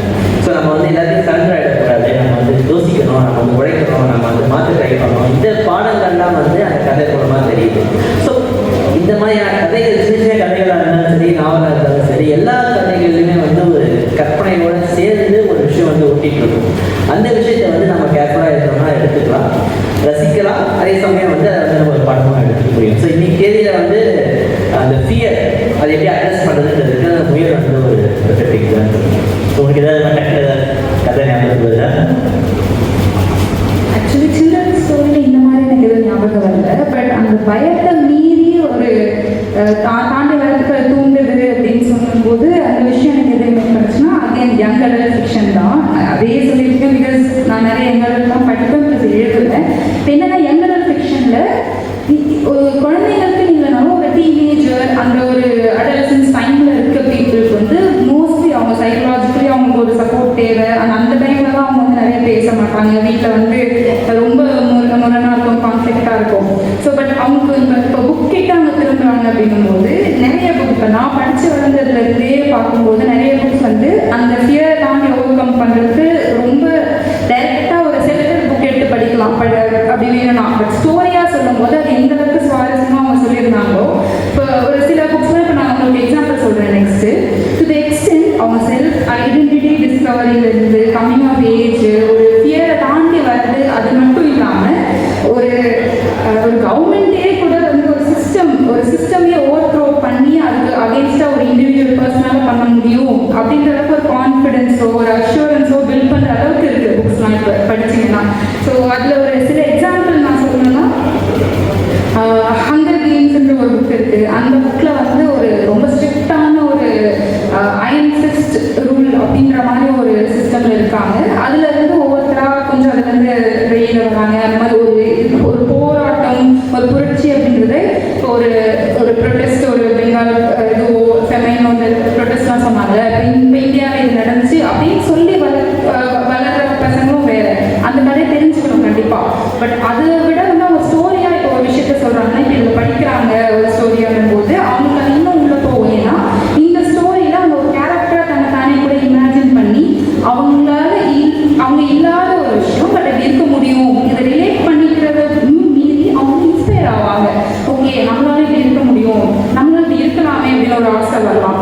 ஸோ இப்போ ஹாரி பாட்டர்லாம் வந்து அந்த மாதிரி தான் ஃபேண்டசி எலமெண்ட்ஸ் கம்ப்ளீட்லி. நம்ம வந்து இங்கே இருக்க எந்த பூஸ்டிக்கும் நம்ம வந்து பறக்க வைக்க போகிறது கிடையாது. நம்ம வீட்டிலலாம் வந்து எல்லாம் வளர்க்க விட மாட்டாங்க நம்ம கல்ச்சரில். பட் அந்த மாதிரி அதுக்குள்ளே இந்த மெசேஜ் வந்து ஒரு கஷ்டமாக இப்போ ஓகே இப்போ கஷ்டப்பட்டாலும் பரவாயில்ல, நீயும் ஸ்பெஷல் தான், உனக்கு ஒரு திறமை இருக்குது, உன்னை யாரும் வந்து ரெகக்னைஸ் பண்ணலனாலும் பரவாயில்ல, நீ வந்து ஸ்பெஷல், உன்னோட ட்ரூ பொட்டன்ஷியலை இன்னும் ரீச் பண்ணலை, நீ ரீச் பண்ணலை, அதை நீ தான் கொண்டு வரணும் அப்படின்னு சொல்லி அதில் ஒரு இன்டெரக்டாக வந்து மோட்டிவேட் பண்ணணும் டீனேஜர்ஸையும் எங்களோட இந்த பசங்களை படிக்கிறவங்கள ரீடர்ஸ் பேசிக்கலி. ஸோ இப்போ அதே மாதிரி தான் வந்து நம்ம நிறைய புக்ஸ் இருக்குது. இப்போ டைவர்ஜென்ட்ன்ற புக்கில் வந்து ஸ்டீரியோடைப்ஸ் வந்து மெயினாக காமிச்சிருப்பாங்க. ஓகே நீ படிச்சுட்டே இருக்கணும், நீ வந்து வெறும் சேரிட்டி ஒர்க் பண்ணிகிட்டே இருக்கணும், நீ வந்து இது மட்டும் தான் பண்ணணும், நீ வெறும் ஸ்ட்ரென்த் மட்டும்தான், நீ ஒரு மஸ்குலர் பர்சன் தான் பிரித்து வச்சுருப்பாங்க. ஒவ்வொரு கேட்டகரியாக பிரித்து வச்சுருப்பாங்க. ஸோ இது எல்லாமே சேர்ந்து ஒரு பர்சன் அவங்களுக்கு பயமாக இருக்கும், அதை வந்து வெறுப்பாங்க. ஸோ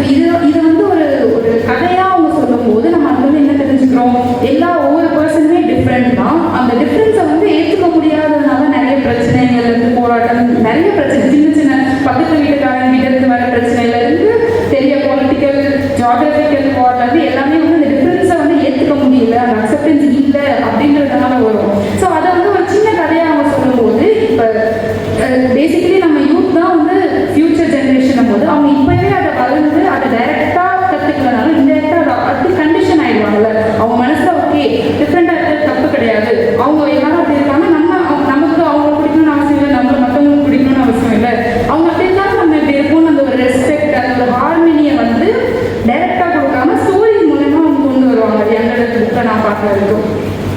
ஸோ அது அந்த விஷயம் தான் இப்போ நான் ஷேர் பண்ண நினைச்சேன். ஏன்னா சில்ட்ரன்ஸ் புக்கில் அந்த ஓவர் கமிங் ஃபியர் அப்படின்னு சொல்லும்போது எங்களுக்கு அது நிறைய கொண்டு வராங்க அப்படின்னு சொல்லியிருக்காங்க.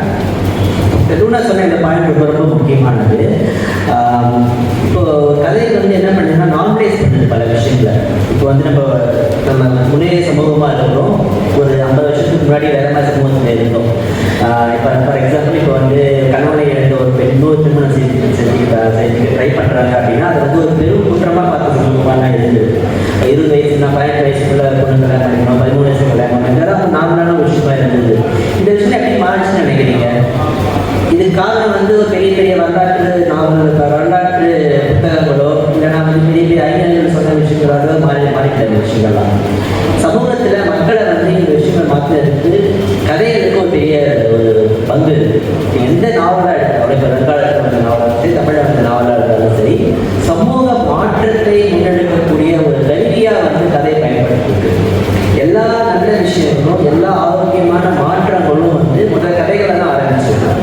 கதைகள் இருந்து தான் அந்த அறிஞர்களும் மற்ற துறை சார்ந்தவங்களும் அதை எடுத்து அதை வளர்த்து அதை வந்து கோட்பாடாக மாற்றிருக்காங்க. ஸோ இப்போ வந்து ஒரு பெண் எப்படி இருக்கணும் அப்படின்னா நம்ம ஒரு கண்டிஷனிங் இருக்கு. அந்த கண்டிஷனிங்கை மாற்றுறது கதைகள் தான். ஒரு ஆண் இதெல்லாம் பண்ணலாம் அப்படின்ற ஒரு கண்டிஷனிங்கை மாற்றினது கதைகள். எந்த வயசுல கல்யாணம் பண்ணிக்கணும், கல்யாணம் பண்ணிக்கணுமா வேணாமா, அதை ஒரு பெண் எப்போனா முடிவு பண்ணலாமா கூடாதா, இந்த விஷயங்கள் எல்லாமே வந்து கதைகள் தான் நம்ம வந்து மாற்றிருக்கோம். கதைகள் மூலமாக சமூக மாற்றங்கள். ஸோ கதைகள் வந்து என்டர்டெயின்மெண்ட் மட்டும் கிடையாது, அது வந்து சமூகத்தை மாற்றக்கூடிய ஒரு சக்தி, நம்மளுடைய சிந்தனைகளை மாற்றக்கூடிய சக்தி வந்து கதைகளுக்கு இருக்குது அப்படின்றத வந்து நம்மளை அறியாமலே அந்த கருத்துக்கு உள்ள போயிடும். நம்ம கதையை படிக்கும்போது நூனா சொல்கிற மாதிரி அந்த கதைகளுடைய எசன்ஸ் வந்து நம்ம ஒரு கேரக்டர் மூலமாக ஒரு நிகழ்வுகள் மூலமாக சொல்லும்போது நம்ம அந்த செய்தி வந்து மனசை வந்து ஆழமாக பதிஞ்சிடும். அந்த மாதிரி ஒரு பொது சமூகத்தில் இந்த மாதிரியான கதைகள் வரும்போது நம்மளுடைய பெரிய பிரச்சனை வந்து சாதி. இந்த சாதியை இந்த ஒரு பிடிப்பு ஈர்ப்பு வெறி என்ன சொன்னாலும் அந்த மனப்பான்மையிலேருந்து மாறணும் அப்படின்னா நிறைய நாவல்கள் எழுதப்பட்டிருக்கு. ஆல்ரெடி இப்போ இன்னமும் நிறைய வரணும். இந்த நாவல்கள் மூலமாக நம்ம கிட்ட இருக்கிற அந்த ஒரு பிடிப்பு இருக்கு, அதாவது இந்த ஒரு பிடிப்பு மாறுறதுக்கு நாவல்கள் பயன்படும் அப்படின்னு நான் உறுதியாக நம்புறேன். கற்பனையை வந்து வளர்க்கக்கூடிய ஒரு ஆற்றல் வந்து கதைகளுக்கு இருக்குது. ஏன்னா எல்லா சமூக மாற்றங்களும் போருக்கு எதிரான குரல், போர் வேண்டாம் அப்படின்னா நாவலில் தான் முறைகள் அதிகமாக வந்திருக்கு. இப்போ வந்து பெண்ணடிமை தரக்கூடாதுன்னா அது நாவலில் வந்திருக்கு. ஆண்களுடைய ஆதிக்கத்தை பற்றி நாவல் விமர்சனம் பண்ணியிருக்கு. இந்த விமர்சனங்கள்லாம் ரொம்ப ஆரோக்கியமானது. ஸோ இது மூலமாக வந்து சொசைட்டி மாறி இருக்கு. தொடர்ந்து உலகம் முழுக்க வரலாற்றை மாற்றக்கூடிய சக்தி வந்து கற்பனைக்கு இருக்கு. அந்த கற்பனையை வந்து நாவல் மூலமாக, சிறுகதை மூலமாக, ஃபிக்ஷன் மூலமாக தான், இலக்கியம் மூலமாக, ஒரே வார்த்தையில் சொல்லணும்னா இலக்கியம் வந்து உலகத்தை மாற்றி இருக்கு, தொடர்ந்து மாற்றிக் கொண்டிருக்கிறது அப்படின்னு உறுதியாக சொல்லலாம். ஸோ இதோட நிறைவு பண்ணிக்கலாம் நினைக்கிறேன். தேங்க்ஸ். தேங்க்யூ. கொஸ்டின் எது வந்தாச்சு?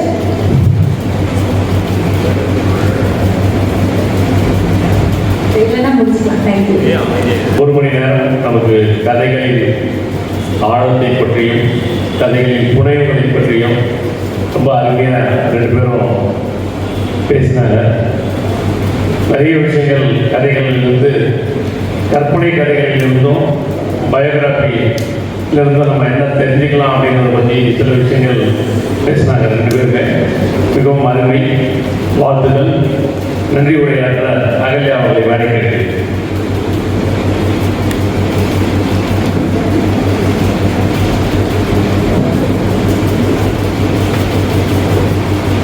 வருங்கால லூனாஜி. இதுவரை